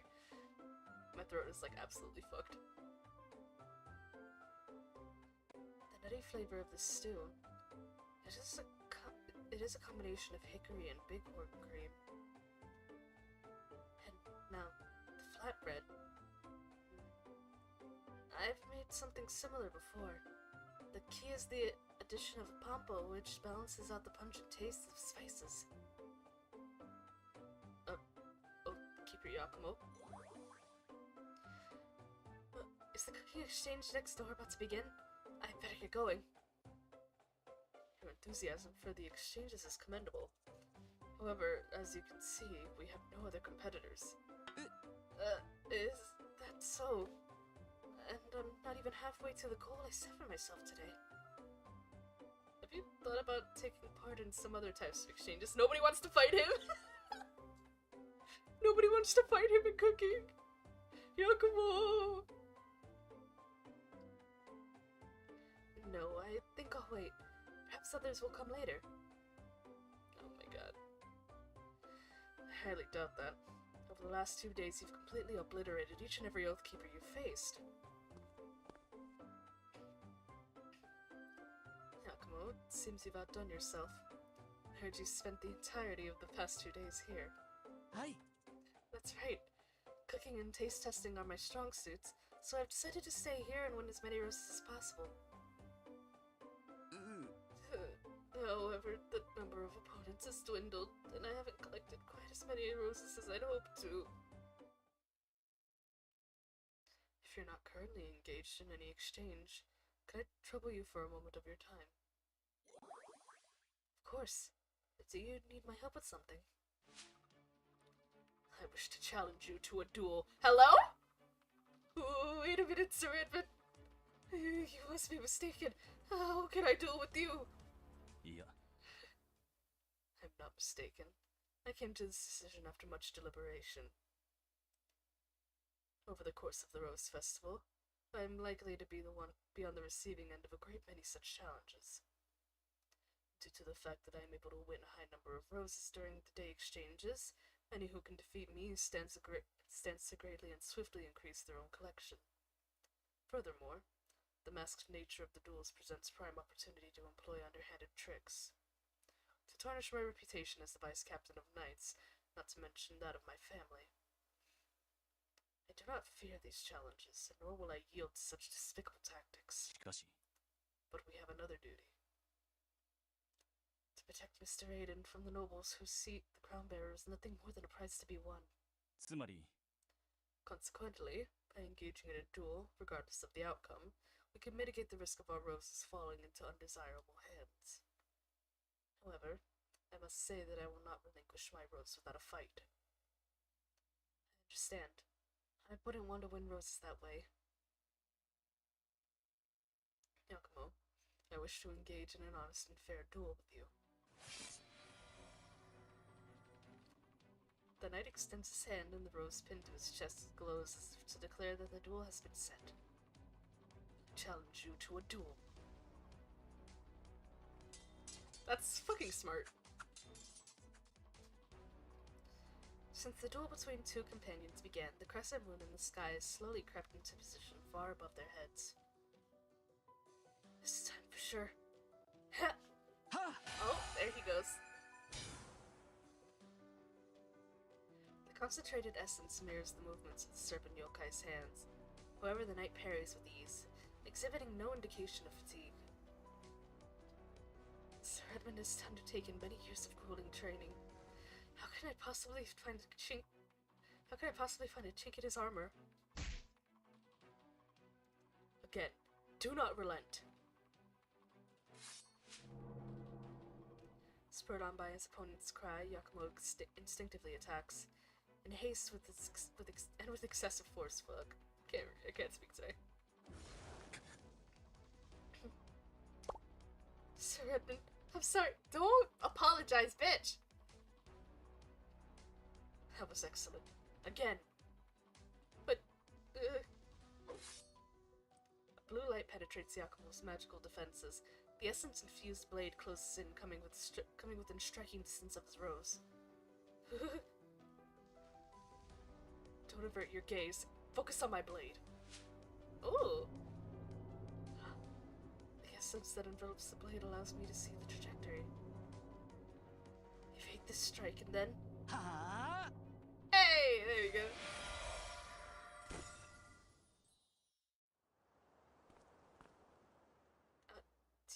Did I win, Sir Edmund? Excellent work. Your mastery of essence exceeded my own. It was done to your instructions, Sir Edmund, that I was able to take victory.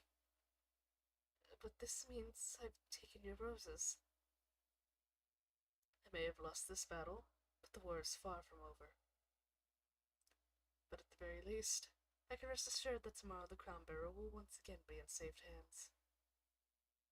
Yay! He was teaching Yakumo how to fight, I love that.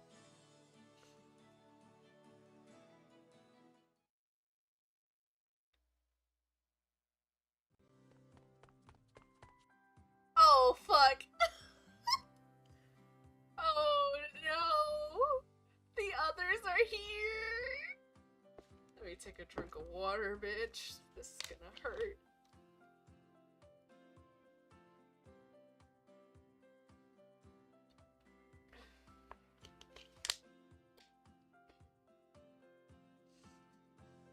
Alright, we gotta prepare ourselves.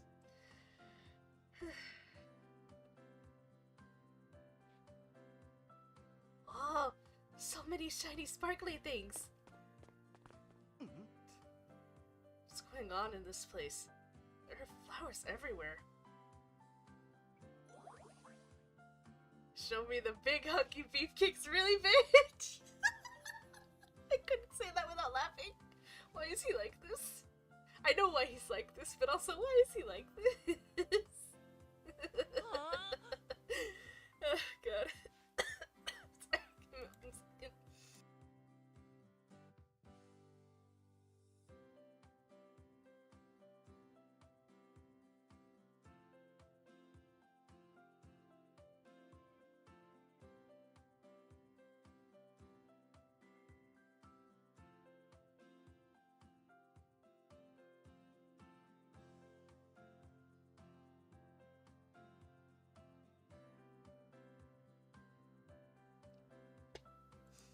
I'm glad I got 2 bottles of water because I already finished one. This place is so big. Let's have a race. Good, don't speak. Have you guys already forgotten why we're here? You're here to cheer us on, right? Darling. Master.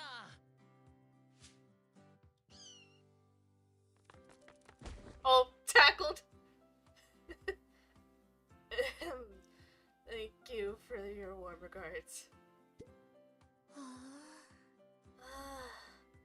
Looks like you've lost some weight, Master.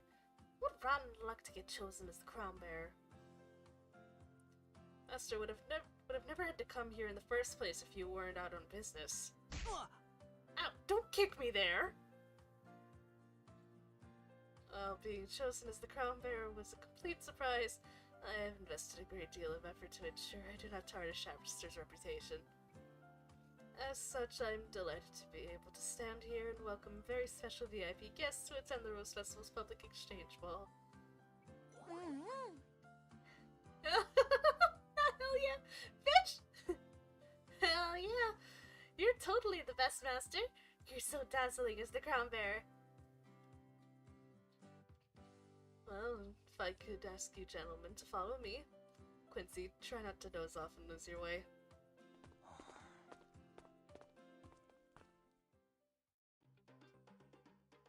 Ugh! Damn it. Your presence at today's ball is not but a most splendid honor of our esteemed school. I shall forthwith make arrangements for the crown bearer to escort you on a tour of the grounds. That will not be necessary. I intend to make this a short visit. I have pressing matters to attend to. Son Lord Dante, your devotion to your city burns more fiercely than the noontide sun. Yet to revel in the company of the crown bearer is a hallmark of the Rose Festival, and a most magnificent honor. Oh. That reminds me, Son Lord Dante, I was hoping next year to invite you. Apologies for the intrusion, Headmaster. The crown bearer is temporarily indisposed and has asked me to take charge of his lordship. Lead the way. After you, Sun Lord. Sir. Fuck. Sun Lord, sir. Hilarious. I know it was your intention to provide assistance, but I assure you I had full control of the situation. I've long become accustomed to the meetings and invitations laced with ulterior motives. Hi. Indeed, it is clear you are in no need of my help. But what I said is true. The crown bearer asked me to meet you. I know not who this so-called crown bearer is, but if he thinks he can have the Sun Lord of Celeria at his beck and call... Yeah, he can! Yahoo! He definitely can have you at his beck and call, bitch!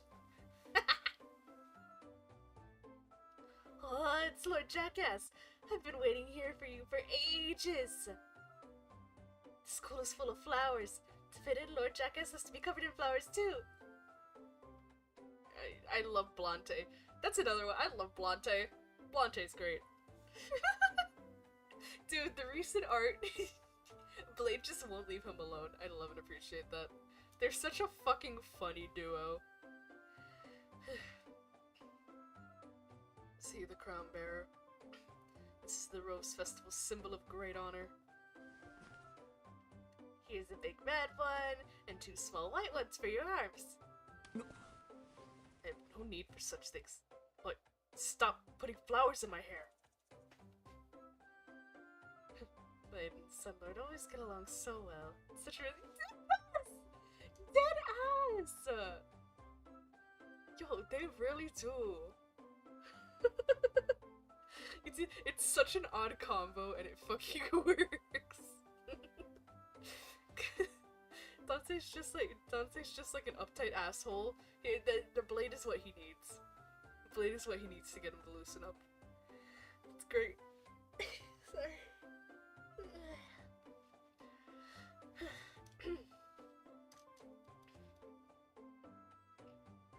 I think it'd be better to wait for Aiden to return before explaining the truth about the crown bearer to his son, Lord Dante. Just let him believe that it's Blade. It's fucking hilarious. The number of banquets during the Rose Festival is already rather exhausting. Yet the school still has time and resources to host a public ball. A great many individuals of high status are set to attend. One must remain prudent. Even historic school buildings have shortcuts. Bitch! He's like, I wonder if I could just find a secret passage here or there, you know, just for funsies. You. Oh, this bitch. Master Ray, you seem to have startled the Vice Captain during this diligent observation of the school's main entrance.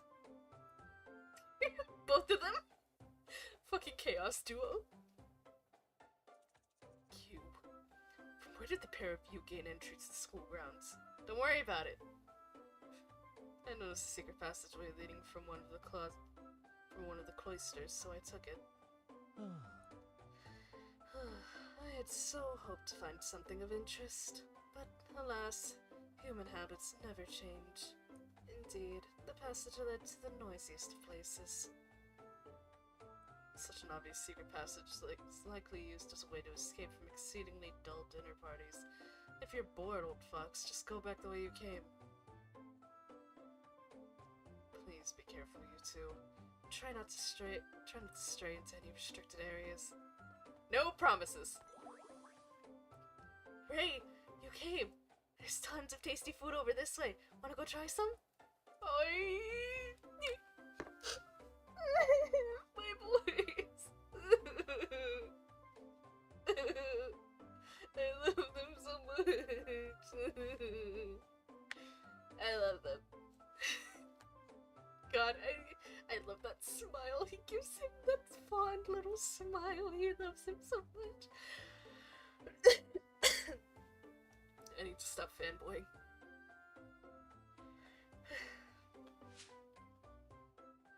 Ah, Cuckoo, do you want us to do spinny floaty dances too? Oh no. I read in a book that you first have to bow to each other and take your partner's hand and then... Oh, it seems the droid is rather knowledgeable on the subject of formal gatherings. How about I teach you about a decidedly different type of dance, such as how to gracefully spin your partner at phenomenal speeds. Wow, I want to learn that too. Tell me more, Cuckoo. Oh no. That's an interesting combination. But please, wait just a moment.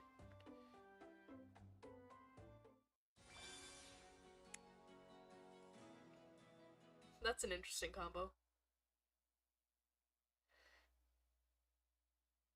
Oh, goodness. Sorry. I'm sleepy. Like Quincy. Quincy, don't mind me. I'm just gonna hide behind you right here. By the way, do you see a noble and his son straight ahead and to the right? Probably looks like they're arguing about something. They've left. Saved. It's better not to ask. Well, since you asked, nobody asked. Oh god.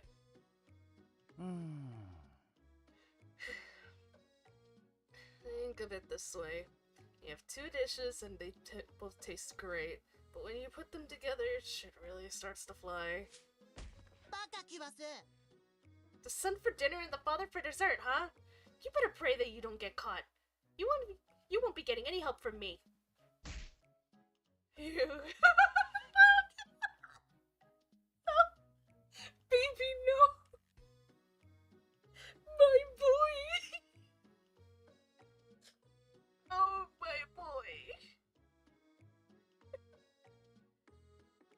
You ate a noble? Is the food on the table not enough? Don't even think about sneaking a bite of my meat. No, we're not making that joke. As if. Carter, let me break it down for you. Stay back and keep your explanations to yourself. Carter, let's go get some juice.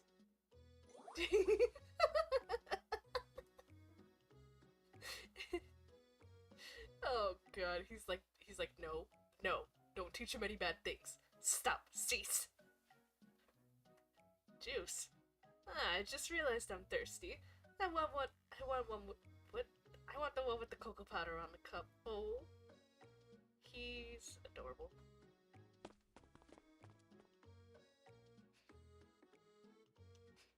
Dumbass incubus, you totally got snubbed. I didn't even say anything. Ray's like, fuck you, stay away from my son.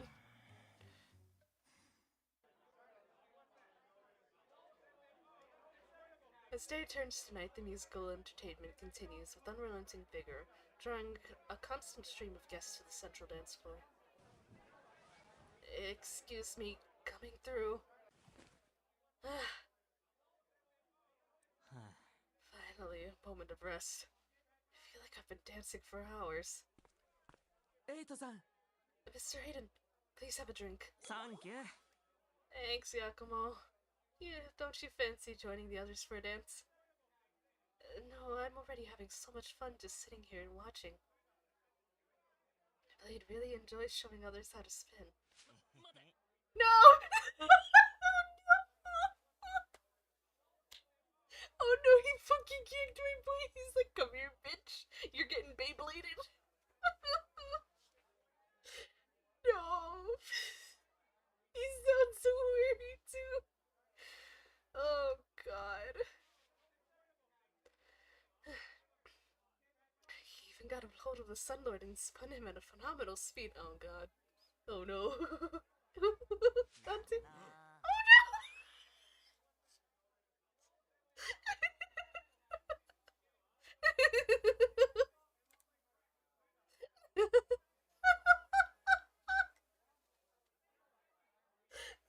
Blade, Blade, please. You gotta chill. Oh my god. Okay, sorry, give me a second.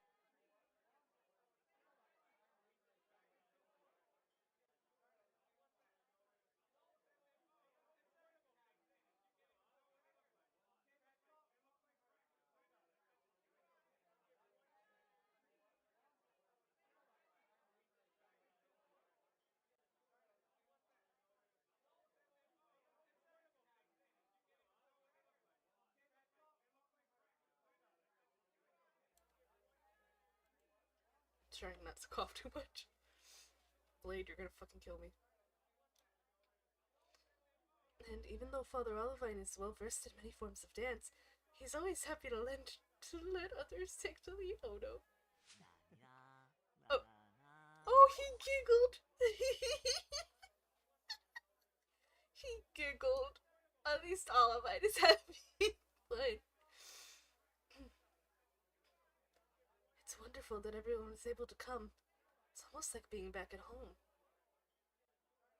Yeah, even though we haven't been away that long, it's still great to see everyone together like this.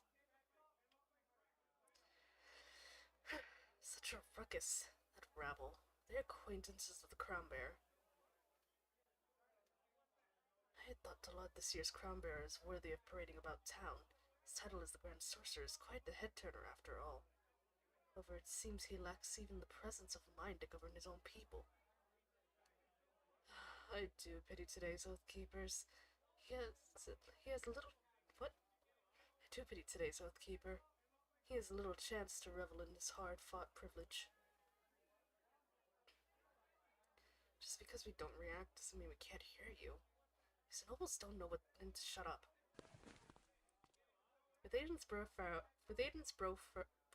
Oh my fucking god, speak properly, bitch! With Aiden's brow furrowed, the serpent yokai rises from his seat and walks toward the noble, his long cloak fluttering. Oh no. Yakumo, calm down! I've noticed some new refreshments have been served over yonder. If you gentlemen find it to be somewhat noisy here, perchance you would care to join me in sampling them. No need, we shall find them ourselves. Very well. I pray you continue to enjoy this wonderful festive atmosphere. Hello, Yakumo! Oh! Yakumo is always super polite, but he sounds even more formal than usual. Yo, way to fucking go, my dude. Look at you.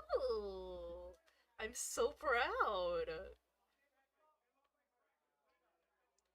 Mr. Hayden, are you okay? What those two nobles were saying just now? Don't worry about it. To them, that's all I'm good for. Whether I'm the crown bearer, When I'm the crown bearer, I have to play by the rules of the festival. When I'm not the crown bearer, I have to play the part of Grand Sorcerer. But thanks, Yakumo. You did this for my sake, right? Mr. Aiden, what those two were saying just now reminded me of something. I am today's Oathkeeper, and that means I have a special and unique privilege.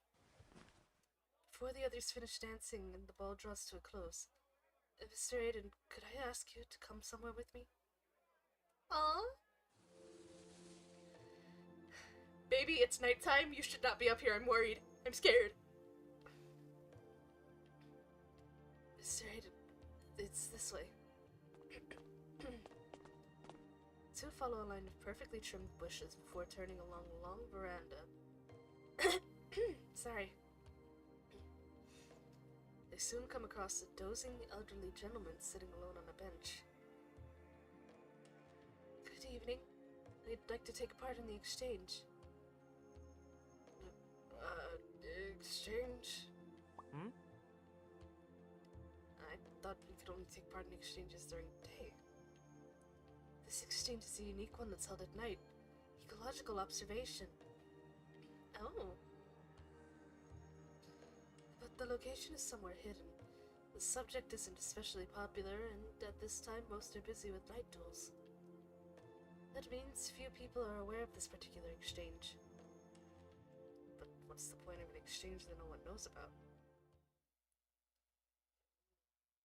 Solve the riddle.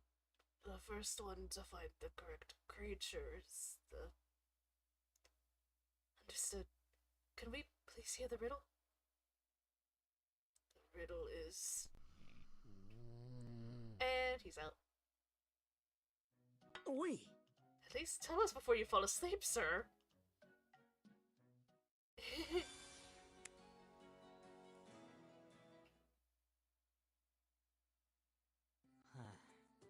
It took a while, but we finally got the riddle out of the old guy.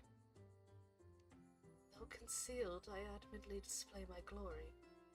Could concealed mean it likes to remain out of sight? I think displaying glory likely refers to a certain characteristic, but why the emphasis on adamantly? Mr. Hayden, do you have any ideas?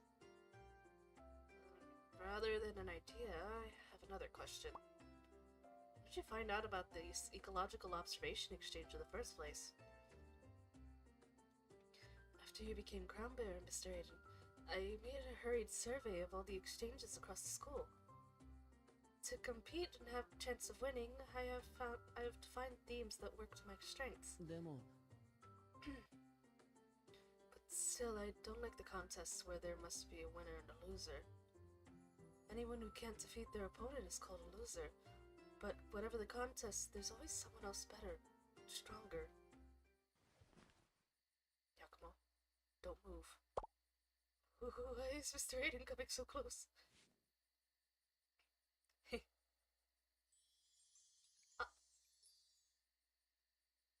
Aiden reaches out and lightly taps Yakumo's shoulder, on top of which he sees a tiny speck of light. This action seems to stimulate other specks of light resting in the surrounding flower beds. Slowly, they float into the air. The scene resembles a flurry of unseasonal snowflakes. I once read in a book that halo bugs like to hang around other shiny creatures. Maybe the one on your shoulder was attracted to your dazzling levels of hard work and dedication.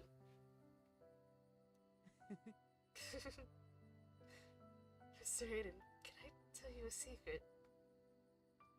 When I first arrived at the school, I was so dismayed that my essence submerged the surrounding area in complete darkness. It was only thanks to Father Olivine and Sir Edmund that the darkness was dispelled. Oh, bitch. Oh, don't do this. Don't hit me with the feels right now. That right, huh? Yeah, but right now, all I can see is you shining brighter than ever. Oh, wait a minute. Is the halo bug the answer to the riddle? Even though the light of others may mask their own, They still work their hardest to shine. Mr. Hayden, I think you're right. Let's return to the teacher and give him our answer. I just hope he stays awake long enough to hear it. Mr. Hayden's smile. It always seems to shine. I may not like winning and losing, but I'm in the mood for victory. Oh, yeah! He's so cute! I want to defeat myself. I want to prove that I have the power to take victory for Mr. Aiden's sake. Oh, Yakumo. Yakumi.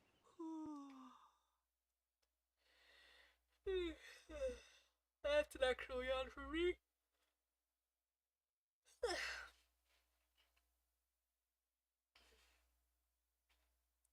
Mr. Aiden, you haven't had enough sleep. Please return to your room and rest once you're done with the offerings. In order to comply with the rules of the festival, a somewhat disordered schedule is understandable. However, be sure to return to normality once the festival is concluded. The number of Oathkeepers offering roses seems to have decreased compared to previous days. Could it be because of yesterday's public ball? Perhaps everyone is still in a festive mood. That's not necessarily a bad thing. At least you guys don't have much competition. Well, it's about time to get started. We'll all go and have breakfast together when I'm done.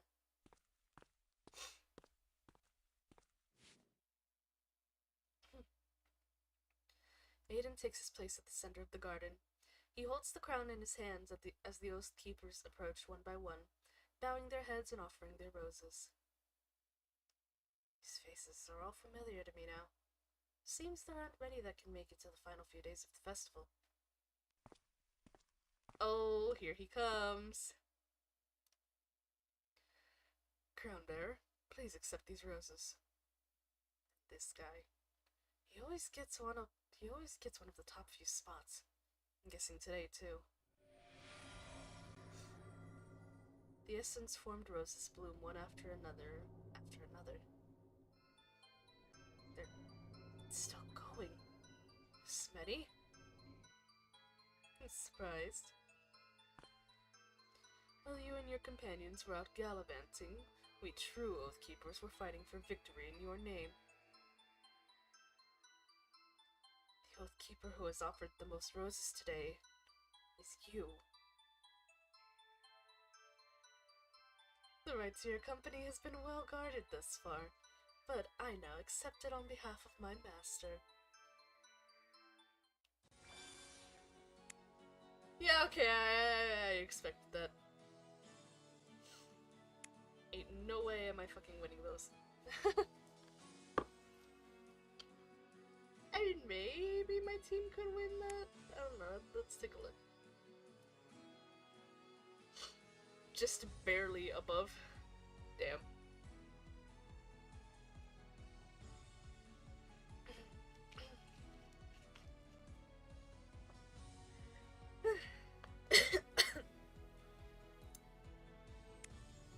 Just barely above.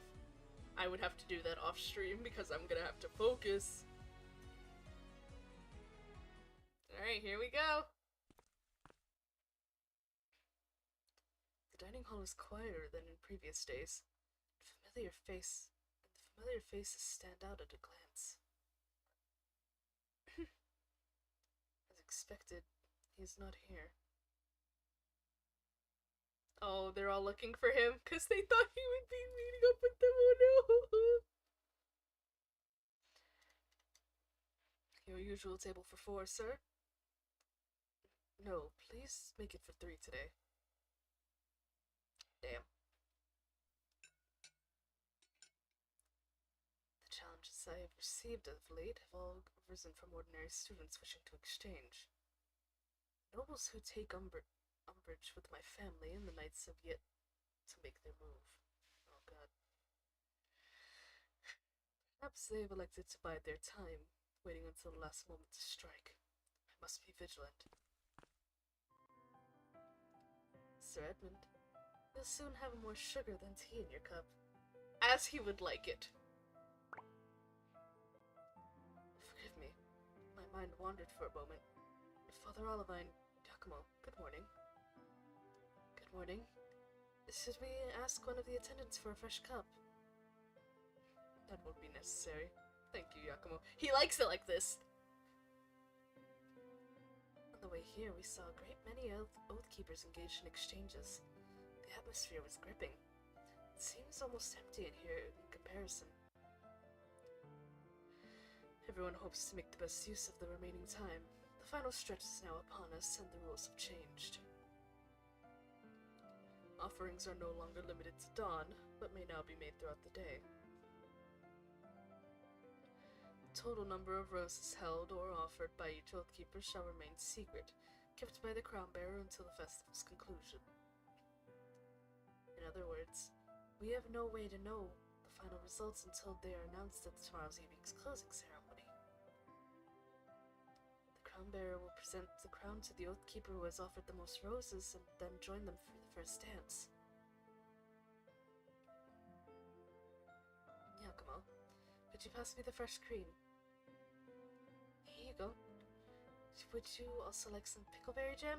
Pickleberry. Wait, did I say that right? Probably not. Yes, please. Thank you. Will you be staying in the garden today too, Giacomo? Yes. With how lively it is, I'm confident we'll have no shortage of opponents. Then may I suggest you go light on breakfast. Taste testing may only require 1 or 2 mouthfuls, but they can soon add up.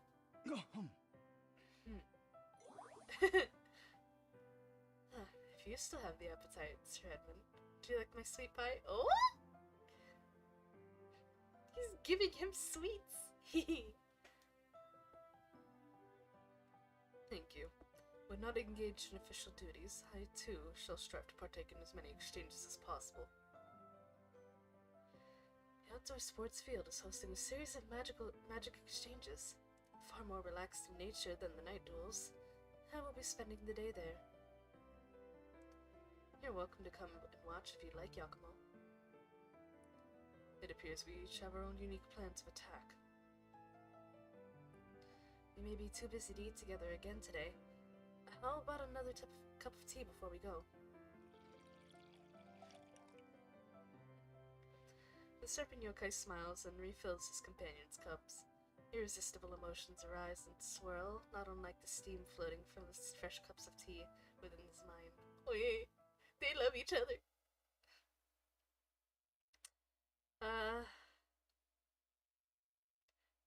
Damn. It's not just me. We're all in a dejected mood today because of who won the crown bearers, Sir Hayden's company. And then there's the closing ceremony ball. I'm sure that if Sir Edmund and Father Olivine have also considered such a measure, they just don't wish to say it out loud. If so, I will do it. It's Sir Edmund and Father Olivine. I have a proposal. Father Olivine, the shoulder of your outfit has come loose. Oh, you're right. Perhaps I was too vigorous getting dressed this morning. Allow me to fix it for you. Wait just a moment. An attendant brings a small pouch filled with needles and thread, and Giacomo skillfully repairs the loose seam. Huh!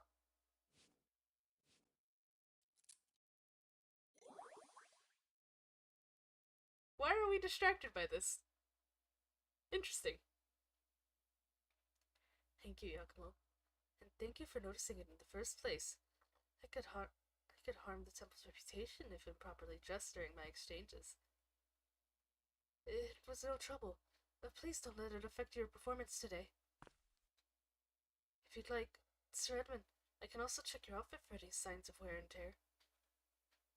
Thank you, Giacomo. Father Olivine. Oh?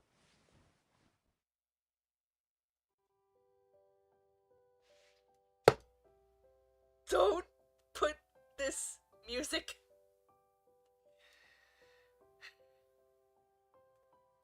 Your rose is slightly askew, Sir Edmund. Allow me to adjust it for you. and Yakumo. No matter how busy you might be today, don't forget to smile. You'll feel a lot less nervous that way. はい I'll try my best to remember. Yakumo, remember to hold your head high and push out your chest as you walk. And that way, you'll avoid being drawn along by your sword. Father Olivine, try not to work yourself too hard. Fuck, they love each other so much.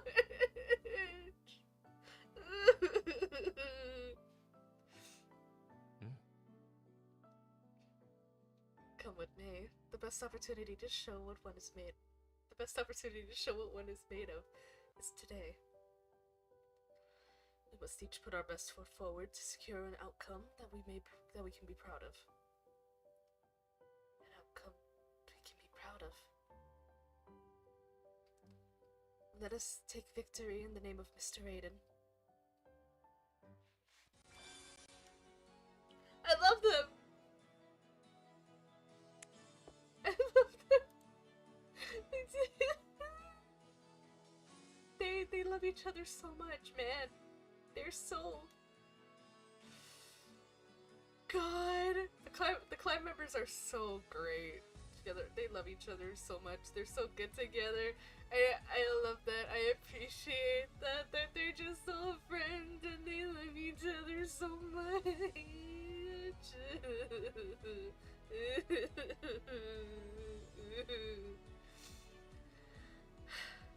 I love them.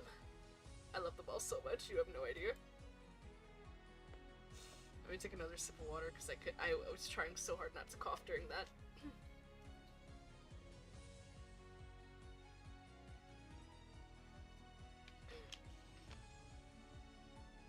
Dang, I thought it would probably be a longer stream today because it's 3 parts, but it looks like we're kind of on track to be at the 3-hour mark.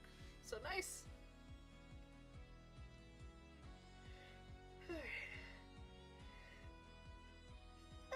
Sorry.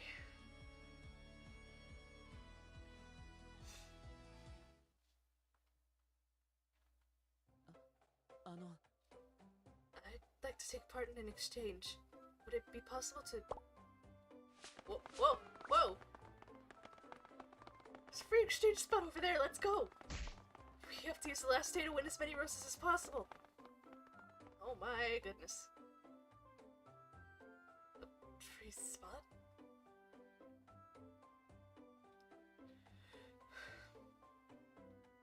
Apologies, but we're currently full. For now, you can try some other exchanges. I can take your name and you can come back and check later. Right. Instead of wandering aimlessly, why don't you come play with me? Miss Iris. I'd be happy to exchange with you, but all the cooking and taste testing exchanges are currently full. Leave the trivialities for later. What I really want to know is... do you have any more of those biscuits from last time? That's kind of cute. The biscuits are ready. I've written the recipe down here, so you can ask your family to cook to make them for you in the future. Aren't you going to stay and enjoy them with me? Sorry, Miss Iris, but I'm in a bit of a hurry today. If you stay and eat some biscuits with me, I'll face you in exchange. Any kind of exchange you like.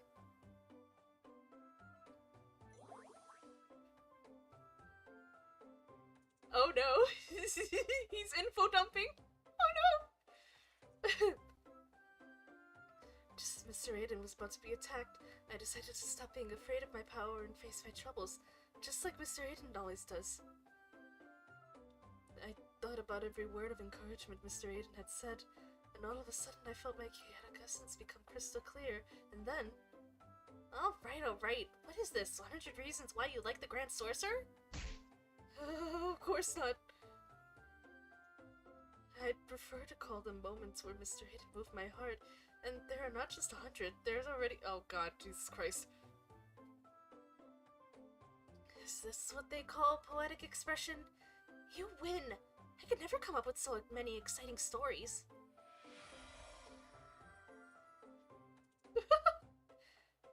違います。 I didn't come up with them. Every word comes from the bottom of my heart. In any case, I relinquish my roses to you. You need to be fully determined. You need to be fully determined if you want to protect the crown bearer. Miss Iris, why are you willing to exchange with me? You have more than a few roses yourself. You were aiming to be the #1 Oathkeeper, were you not?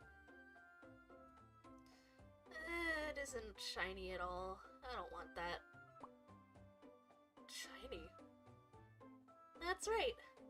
What I really want is that super shiny rose crown. That's the only reason I'm taking part in the Rose Festival. Ever since I was little, I've dreamed of snuggling it in bed at night.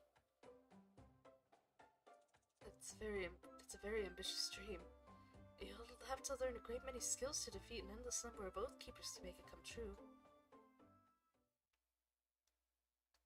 What I really want.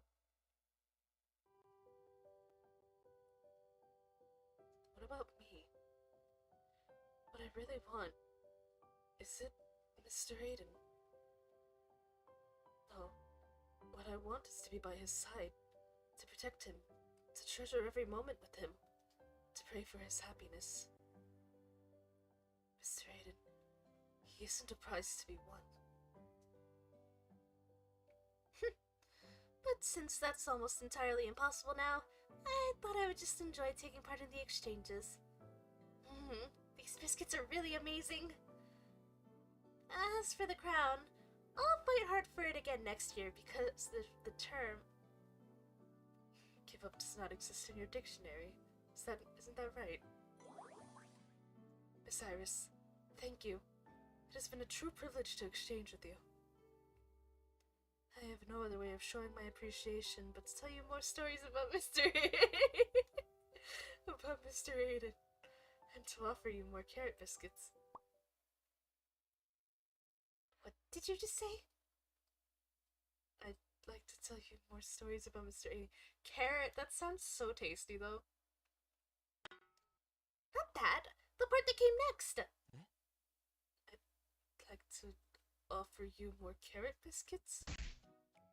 Oh, the horror! There's nothing more in this world I despise more than carrots! But you've already eaten so many. Silence! As she eats more. You biscuits, Yakumo! Are you both evil? Are both evil and delicious bastards? Oh no! She's so... I like her. I like her. She's fucking annoying in a way that I like.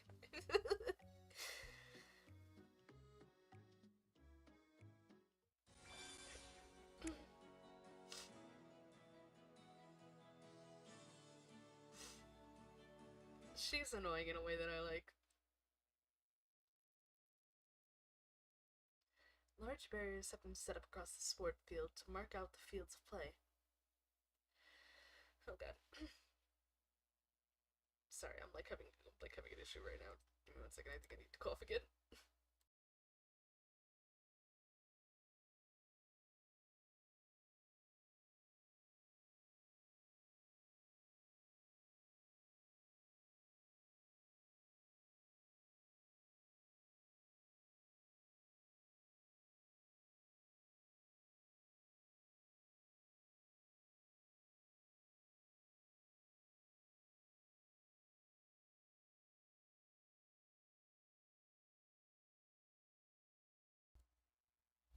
I almost keep forgetting to turn my mic back on before I go to the heckin' thing.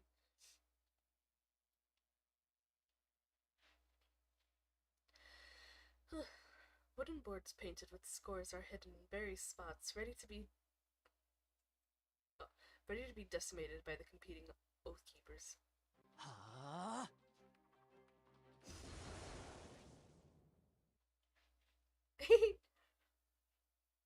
This magic exchange is a bit like the shooting games at the marketplace.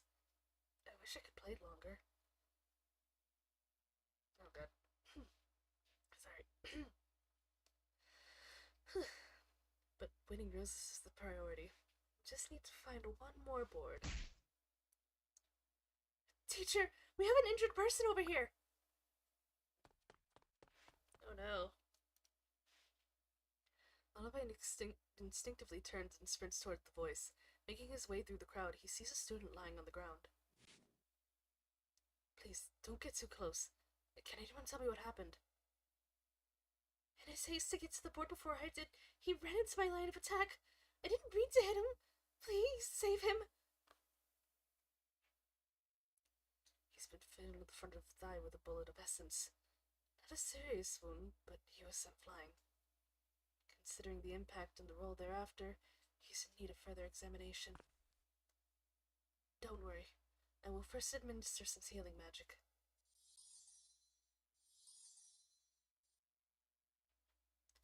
But he needs further examination and a place to rest. Someone please call the doctor.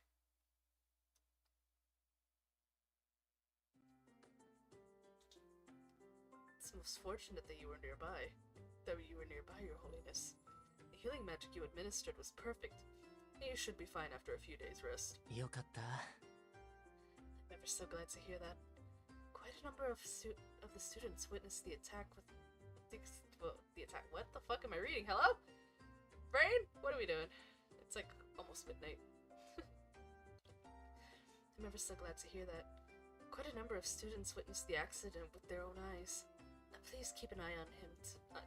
Keep an eye on them to make sure they are doing okay. Even our students' souls receiving your loving devotion. You truly are worthy of the title, Your Holiness. It is my duty.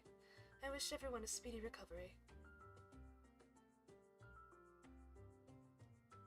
A few days' rest means he will miss the rest of the festival. Injured for the sake of scoring points. He was, too, fighting as best he could to become the ultimate victor. The priest sighs before exiting the infirmary and slowly making his way along the corridor.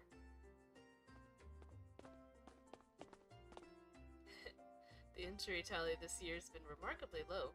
At least I have something to combat the ceaseless ranks of arrogant, belly-aching parents. Hello? That voice. The headmaster? It's all thanks to you, headmaster. You have assembled a most wondrous group of individuals, especially when one considers the waves they've wrought across major social circles in these recent times. In order to capture the attention of these exceptional souls, the students have cast themselves into the exchanges with remarkable fervor. Oh, how times have changed. Just take a glimpse at the carvings. When this school was first established, the Rose Festival was far from the peaceful occasion it is today. No. Carvings. He must be talking about the relief depicting the school's history. Olivine moves quietly against the wall and approaches the corner where the two men are deep in conversation. In the very beginning, there were no rules to maintain harmony. The sole means to achieve victory was by way of duel. The school became a den of utter chaos.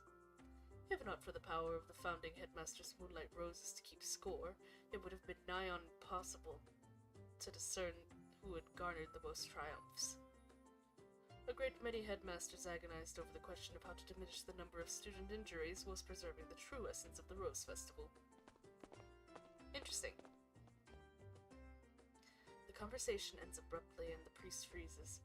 Only after making sure the two men have vacated the area does he move from his hiding spot. Master said it's true, then what I saw when Aiden and I were playing 5-ball billiards was no illusion. Huh? Olivine, your rose is glowing. So is yours, Aiden. Can it be that the crown bearer may also take part in exchanges? Looks like we have to exchange first to find out. Interesting. At first there were only duels. The daytime exchanges and declarations each Oathkeeper must have been added later. And if Aiden was able to exchange with me that day, that means he must also have held the status of Oathkeeper. An Oathkeeper can exchange your duel to win roses, and, of course, offer their roses to the crown bearer. And that means taking part in exchanges at the school, here at the school, giving my best together with Yakumo and Sir Edmund, showing Aiden just how important he is to me. I've already made memories that I'll treasure for life. Taste of honor and victory in competition is sweet indeed. That is not why I want to offer my roses to Aiden. Interesting. Interesting how they're going about this. I like this.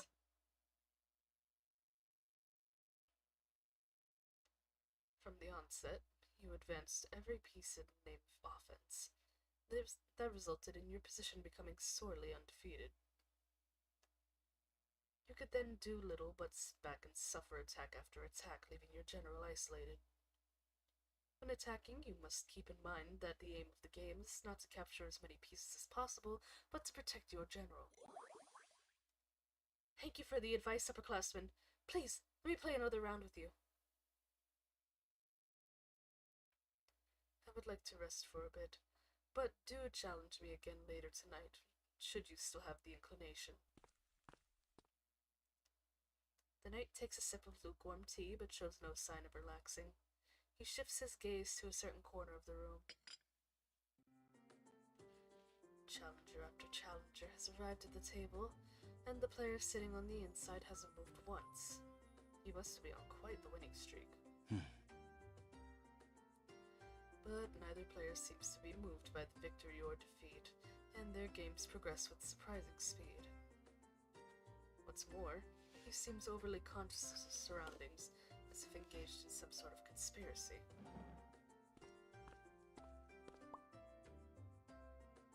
Upperclassman Edmund, our current game is still ongoing. If you would like to exchange, you might be better served trying at another table.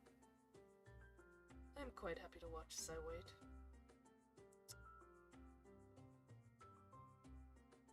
Each of the previous games is finished within 20 moves, even against a novice, and is no easy feat. I would like to exchange with you, the Oathkeeper who has won so many rounds in rapid succession. Please do me this honor. Upperclassmen, are you trying to imply that I've been using underhanded methods? The very spirit of the Rose Festival rests upon students learning from one another as they strive for triumph in the name of honor. Using the exchange for personal gain contradicts all that the festival represents. But you want to win just as much as I do, no? After all, everyone knows you've been engaging in night duels. You are the vice captain of the Knights. With your exceptional level of swordsmanship, the outcomes are a foregone conclusion. Is that what you call students learning from one another? If you really wish to learn from me, let's say we engage in a quick-fire night duel. Even better, I'll throw the match and let you take all the roses I've won. A daytime exchange is sufficient for me to win your roses. As a member of the Kleinster Knights, and a noble of this nation, I shall balk at no exchange, regardless of what it might entail.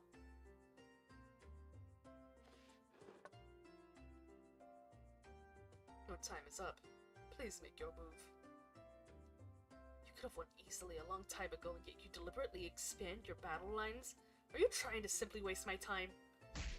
I concede. I refuse to play with you any longer. Well, damn it, bitch! He's deadass just trying to see what's going on. Fuck you. The student pushes the table over in frustration. The blue-haired knight withdraws a step and as his opponent kicks his chair and belts for the floor. What? Bro. Halt. Hello? As if I'm gonna take orders from you. Who are you? Let go of me. The gall. My apologies, young master. I challenge you to a duel. Ayo? What? Absolutely not. I took great effort to attain my roses. How can you challenge me to a duel at a time like this? Bitch, you've been challenged. Fight. pale-faced student tries to cover his rose, but its glow is visible for all to see. The duel is set. Fail to appear and you forfeit your roses and your status as an Oathkeeper. Rat. I look forward to your presence in the night garden at midnight. The butler bows, releases his opponent, and sweeps past Edmund with a swagger. You were watching him the entire time. So this is your modus operandi. Find a worthy target, issue a challenge to a night duel, and then seize their entire rose collection in one fell swoop. Oh, do my methods contradict all that the festival represents? Damn. With all due respect, night duels are merely one of the many types of exchanges. Do you employ such methods at your master's behests? It would seem that is entirely none of your business. Now, if you excuse me, I must prepare for combat.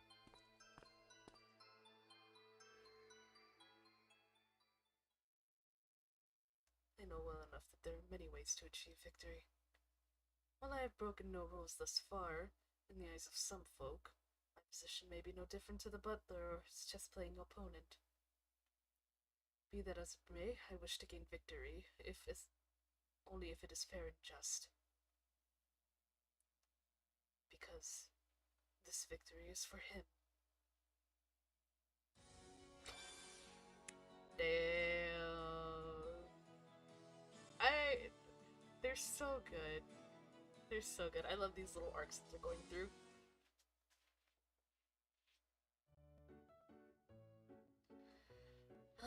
The sky is blue, the birds are singing, the smell of flowers is in the air.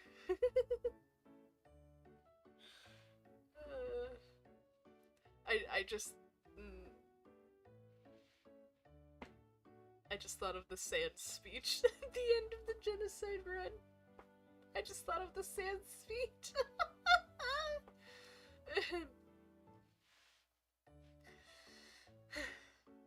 Watching the Oathkeepers as they compete for victory, I can't help but be bored out of my damn mind.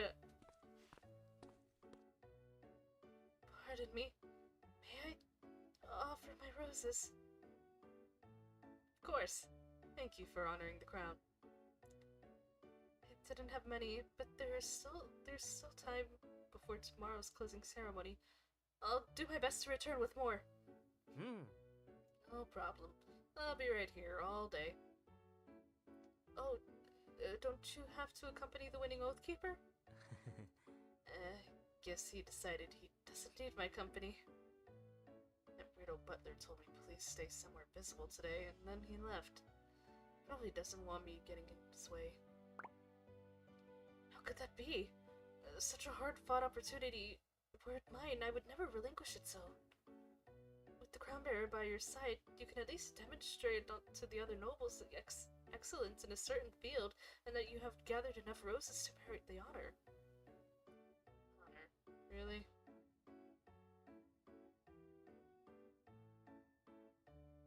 Thank you for accepting these roses. Oh god, oh goodness. Thank you for accepting these roses. May your crown shine ever brighter. Tons of unfamiliar faces making offerings today. I guess no matter where you go, there are always those who give it their all to the bitter end. Sitting in the same spot as he has the entire day, Aiden thinks to himself as he observes the crown in his hands. Tomorrow night I have to give this crown to the Oathkeeper who has offered the most roses. Maybe it'll be similar to today. There's no guarantee that Yakumo, Olivino, or Edmund will take victory, after all. Everyone's doing their best to come out on top. Whether as the crown bearer or Aiden, I need to find a way to meet their honorable expectations. Aiden hears footsteps from behind and feels a light tap on his shoulder. Finally remembered me, huh? It's almost sunset. Huh?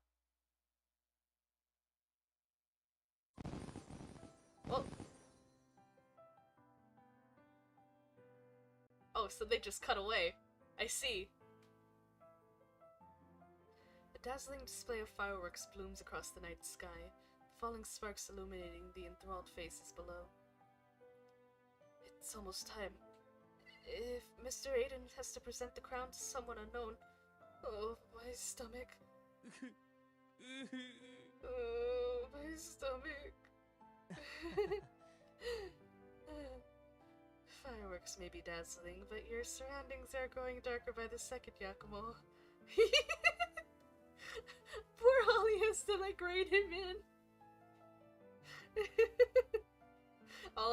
Olivine's gotta scoop the puddle up off the ground. He's gotta bring him back down to earth. He's gotta rein him in this entire day. The official numbers were tallied at daybreak. Worrying now will change nothing. And what if Mr. Aiden becomes a prize to we put on display? Is there nothing we can do about that either? Yakumo, try to recall his nature. No matter the position in which he finds himself, he always finds a way to ignore protocol and do something utterly preposterous. Such an individual would never consent to be the prize of another. You have a high opinion of Aiden, Sir Edmund. 違う That was not my meaning.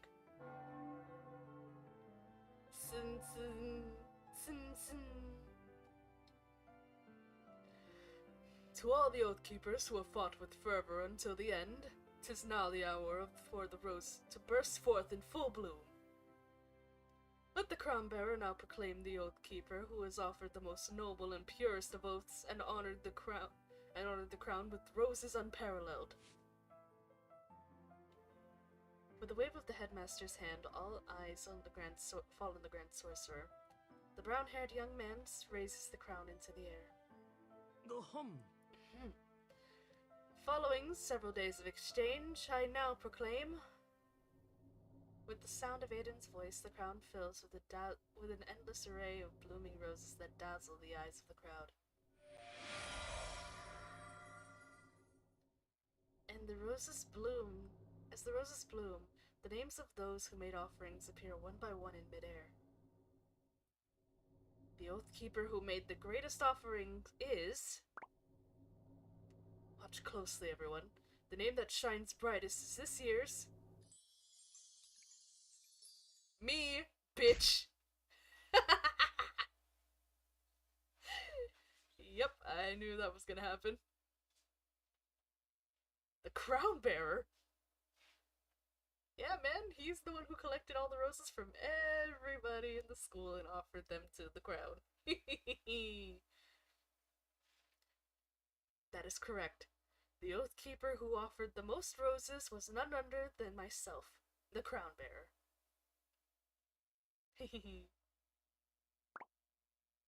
Impossible. The crown is covered by a spell centuries old. It is inconceivable that it can make an error. Again, correct. I may be the crown bearer, but I'm also an Oath Keeper. The very fact that the crown accepted my offerings proves that fact. How dare! For the past 2 days, I've been thinking. The Oath Keepers have been fighting so hard, so the crown bearer has to show his worth too, right? Since the Oath Keepers have entrusted their power and honor to me through the offering of roses, I want to use that power to protect the will of the crown bearer. Oh, bitch. Crown bearer Aiden. Oh, bitch. Such absurd logic is no cause to shatter the grand traditions of the Rose Festival if you persist in pursuing this line of reasoning. Pardon me, but I must protest. Time to fight. Let's go, baby! Oh, hey! You literally made it at the last second. We're almost done. You literally made it at literally the last second.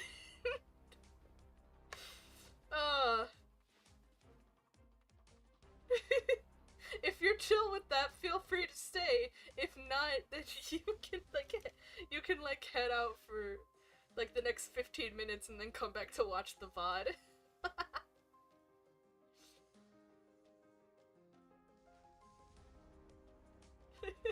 You definitely do. God, so much happened. A lot of screaming. A lot of screaming and crying on my part. Actually, let me take a sip of water before I do any of this.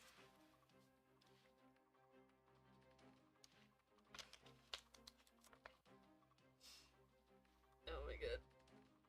Ugh. Big stretch. It's already been almost 3 hours, so.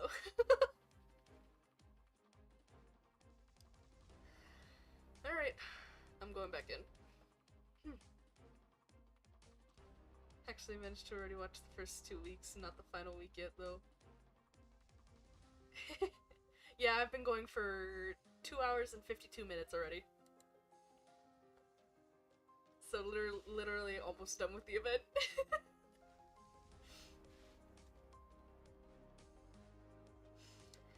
Alright, going back in. Oh god, I can't breathe for a second. You can make all the excuses you want. 3 hours of entertainment while I'm a crafting hell. Woohoo! Yay! You can make all the excuses you want. In reality, you've merely used your status as the Grand Sorcerer to obtain roses and steal the crown for yourself. Your behavior has utterly laid waste to the traditions of the Rose Festival. How could one talk of noble morals if the rules of exchange have been wholly disregarded? Oh, bitch. The butler's voice rings out as if laying evidence before the crowd. A buzz of heated discussions fills the air. If you wish to talk tradition, perhaps we should start from the very beginning. When the school was founded, the Rose Festival had no rules of exchange. Might and triumph in battle were the sole requisites for those Oath Keepers who aspired to safeguard the Crown Bearer. How did you know that? Father Olivine told us. The reliefs along both sides of the corridor, they tell the history of the Rose Festival. Before Aiden was chosen as the Crown Bearer, he was already an Oath Keeper. We know this because the Crown Bearer's rose is able to accept invitations to exchange.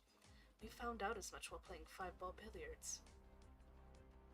And if the Crown Bearer can win roses from others, then, naturally, he can offer them to himself. Based on your logic, the Crown Bearer can also accept challenges of duel, no? Oh! Don't! Self-censorship? What? Really? Goodness gracious.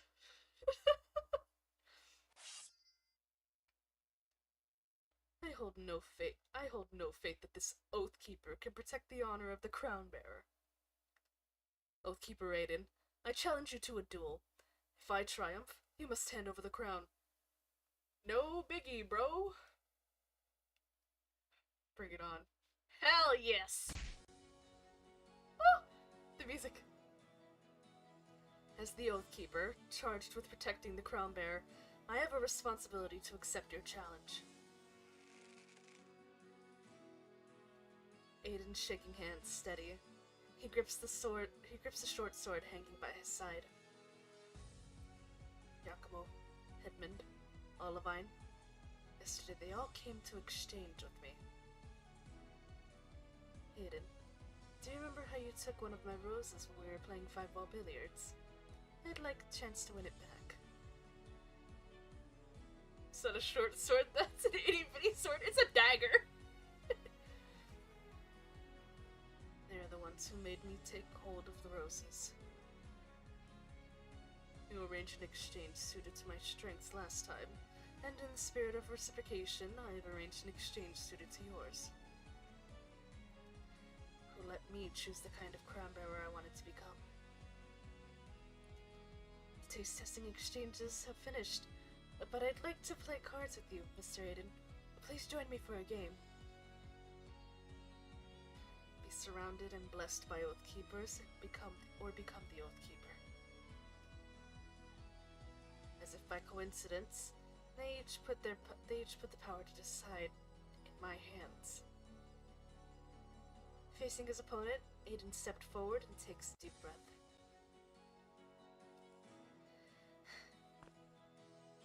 accept your... Oh. Oh! I, Keeper Yakumo, do accept the duel on behalf of Crown Bearer Aiden. I, Keeper Olivine, do accept the duel on behalf of Crown Bearer Aiden. Oh my! I, Keeper Redmond, do accept the duel on behalf of the Crown Bearer Aiden. Fuck me, I can't. This is so much. What is happening? What are you guys doing? Has there ever been a Crown Bearer so duplicitous? You would have others fight on your behalf. Motherfucker? You wanna talk?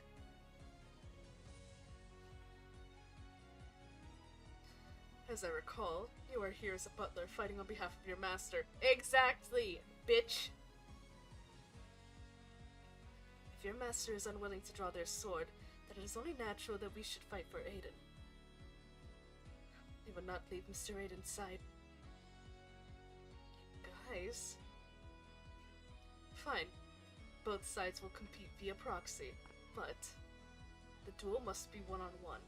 There is no honor in relying on superior numbers to take victory.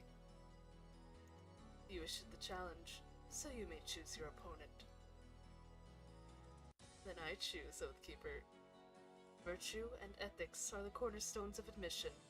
Power and resources are the common tongue. This is the creed of the Manstow boarding school. I know you are someone who would do anything to achieve his goals, but if your master was once a student at this school, do not cast shame upon their name.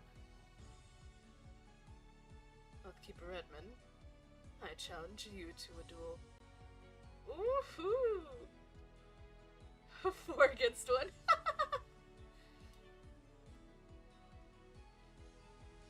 If this rose is my witness, I consent that the snatching of victory shall be bathed in glory. With this rose as my witness, I consent that victory shall be bathed in glory. Let's fucking go, Eddie! Alright, everyone, kick his ass.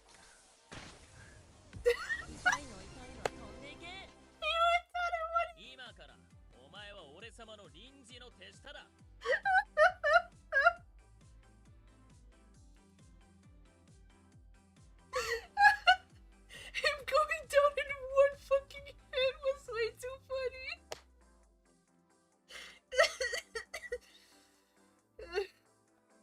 Yes, it's all wolf boys and their handler. It's all wolf boys and their handler. Sorry, give me 1 second, I gotta cough.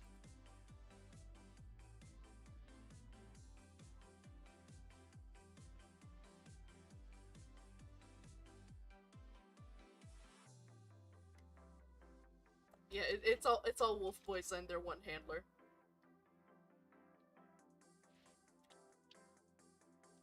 The next Godru that comes out, I am getting, and then it will be completely wolf boys with 0 handler.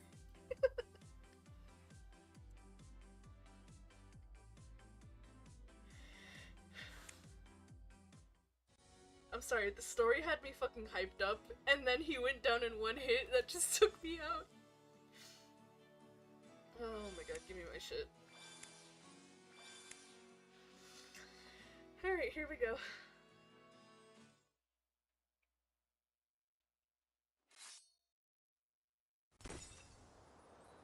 Oh. We didn't even get to see. Okay, yeah, you know what? He went down in one hit. We don't get to see shit. He's weak. God.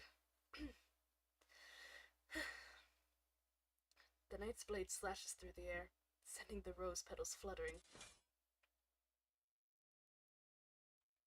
You have my gratitude for a most thrilling contest. That wasn't thrilling at all.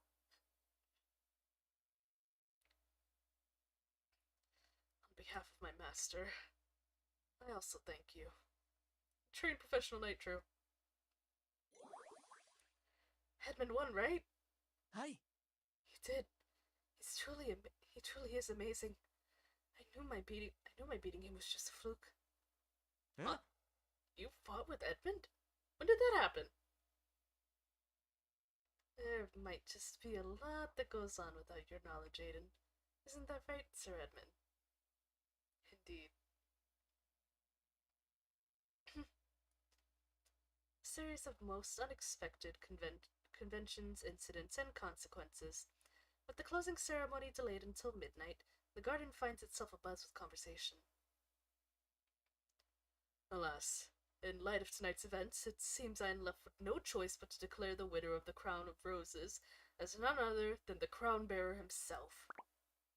However, we must first complete the ceremony. Grand Sorcerer, present the crown, if you please. Oh, right. We're still not done.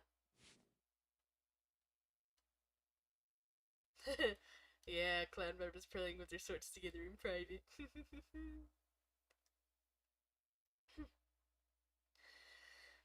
Despite the many oh god. Sorry.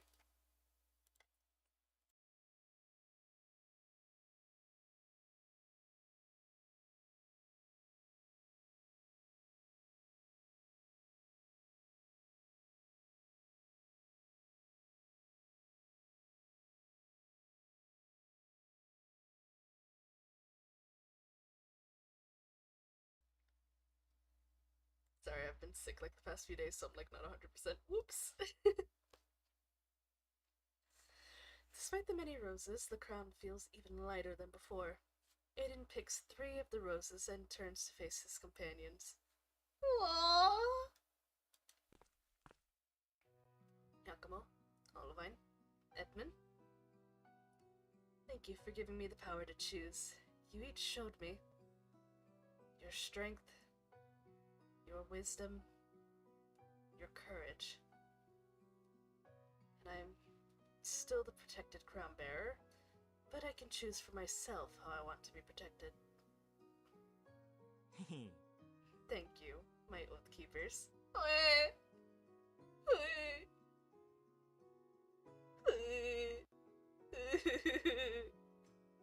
That's so cute.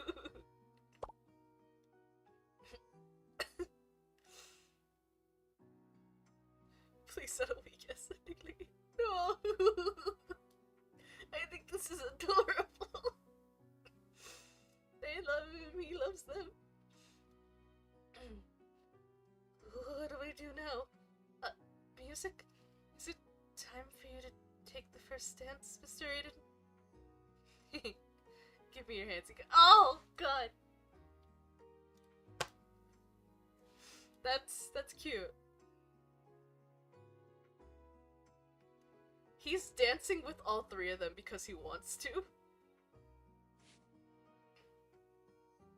Give you our hands?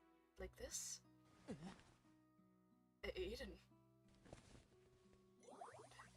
Just like this. All 4 of us together.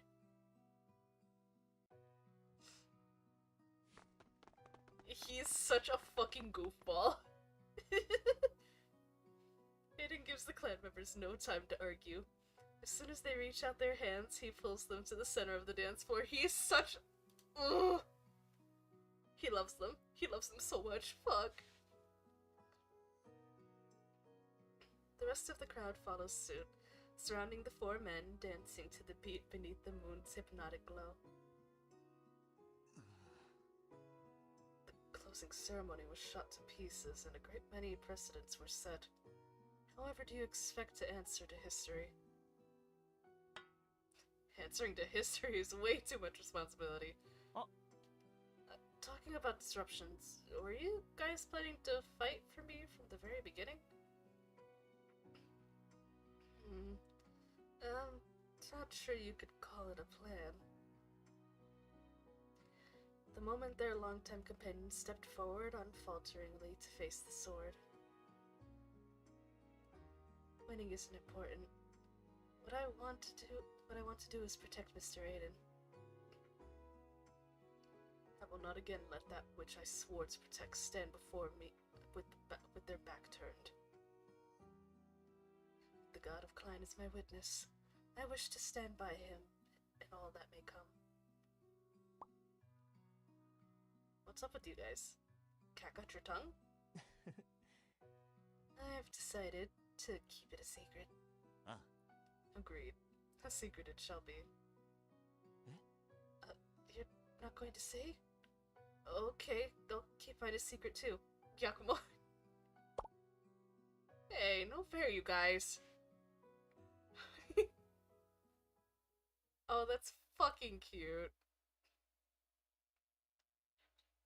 Closing ceremony ball. Like a damn rave. It's almost light out, and I've been dancing so long I don't even know who I'm dancing with anymore. At least Edmund and the others found a place to rest. Time for me to slip out too. Oh. Were you trying to scare me to death? Who said you could go off and do as you like? It was my mistake, Miss Iris. That voice. You better know where you went wrong. I'll give you 1 sentence to explain yourself.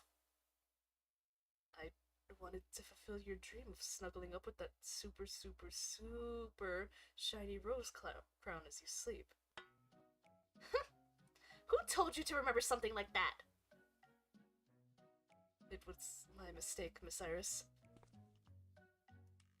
If I might interject. Crown Bearer, what are you scheming now? Not scheming anything. I just happened to hear your conversation as I was passing by. If your master really likes the crown, how about you take it off my hands? We have no need for charity. I cannot allow such an obvious attempt to humiliate my master. Yes, please, gimme! Miss Iris, this crown bearer is as sly as they come. You cannot trust a word he says. Here, let me put it on you. Wow, thank you, crown bearer! How can this... Miss Iris, you... How is it? Amazing, right? I bet it looks incredible on me. It looks very good. Oh? Are we going to have another what are they moment? Another what are they? Devs, we need to have a fucking talk. You can't just drop little crumbs like that here and there and then not fucking explain. What are they? God damn it.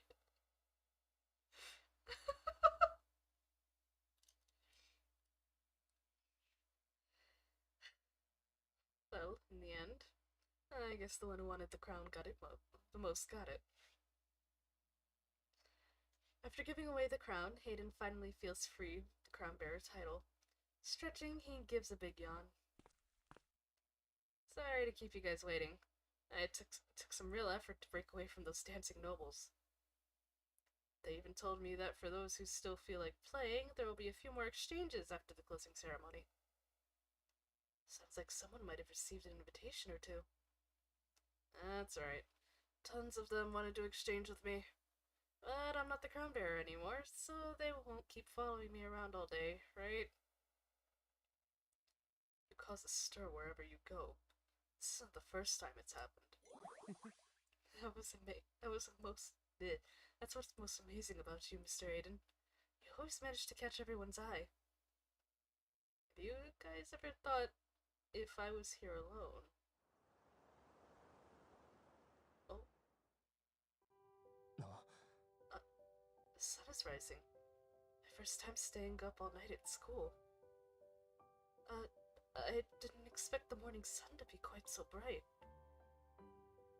When you return to your room to rest, try to rise at the usual time and then take a brief nap after the midday meal. Aw. That should swiftly dissolve the exhaustion effects of a late night. Oh god. Just how busy are the nights? You're even a pro at pulling all-nighters. I mean, I would expect you would be too, sir. The morning sun melts away the glittering sheen of moonlight on the roses and casts an extra layer of vitality across the 3 reassuring faces. If I was here alone, I would have never words. I would never have attracted so much attention. Aw. If I have any chance of being special or being noticed, it's because these three are by my side, shining brighter than ever. You gay-ass motherfucker. Oh my goodness. He's so fucking corny. He's so fucking corny, grabbing the three of them to fucking dance. Bitch! How dare you be this fucking corny? Also, that was fucking adorable. What the fuck? That's so... That has me... That's too cute.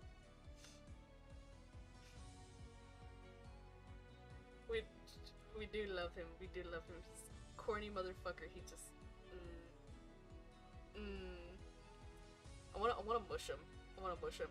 Also, these three, devs, please keep showing how much the clan members love each other. Please keep doing that. I love his corniness. He's a corny bastard! Also, devs, please keep showing us how much the clan members love each other, because that shit is so fucking peak. It is so peak. They're all great. They're all great and wonderful and amazing. Oh my god. I can't believe I read through the entire fucking event. Man, I should, like, go back and read through, like, older events. I have so fucking many... Oh, you're speaking, lad! He's so fucking cute.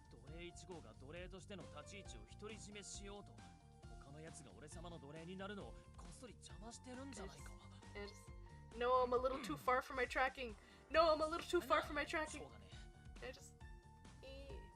Fuck, I'm a little too far for my tracking. Whatever. I want to give him head pats. I have to give him head pats and head scratches because he's fucking adorable.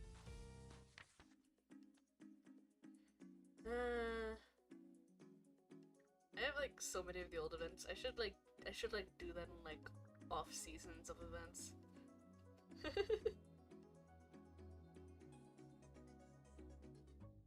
I will not. I will not be doing that. I feel like that's a little too much. I feel like that is a little too much for the YouTube. I would like to keep my channel.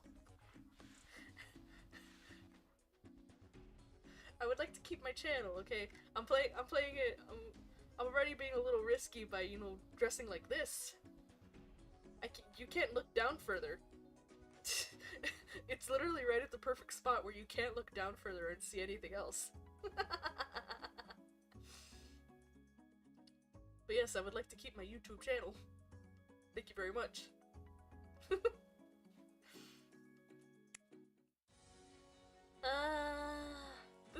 This event was fun. I liked it. I liked it a lot. I was screeching at several points. My voice is shot though. Anyway, it's like 12:30. I have to be up early tomorrow for things. Ugh. Anyway, you've got about 3 hours and 15 minutes worth of VOD that you can watch while in crafting hell, so have fun with that! And to anybody else here who might have been lurking in the background, thank you so much. I appreciate you guys for coming. I hope you guys had a good time. If you're not subscribed to the channel, just subscribe to the channel. Rip in pieces, my buddy. Rip in pieces. Anyway, thank you so much. I'll see you guys for another one soon. I might replay old events and like event off seasons. Just cause they're great. Bye!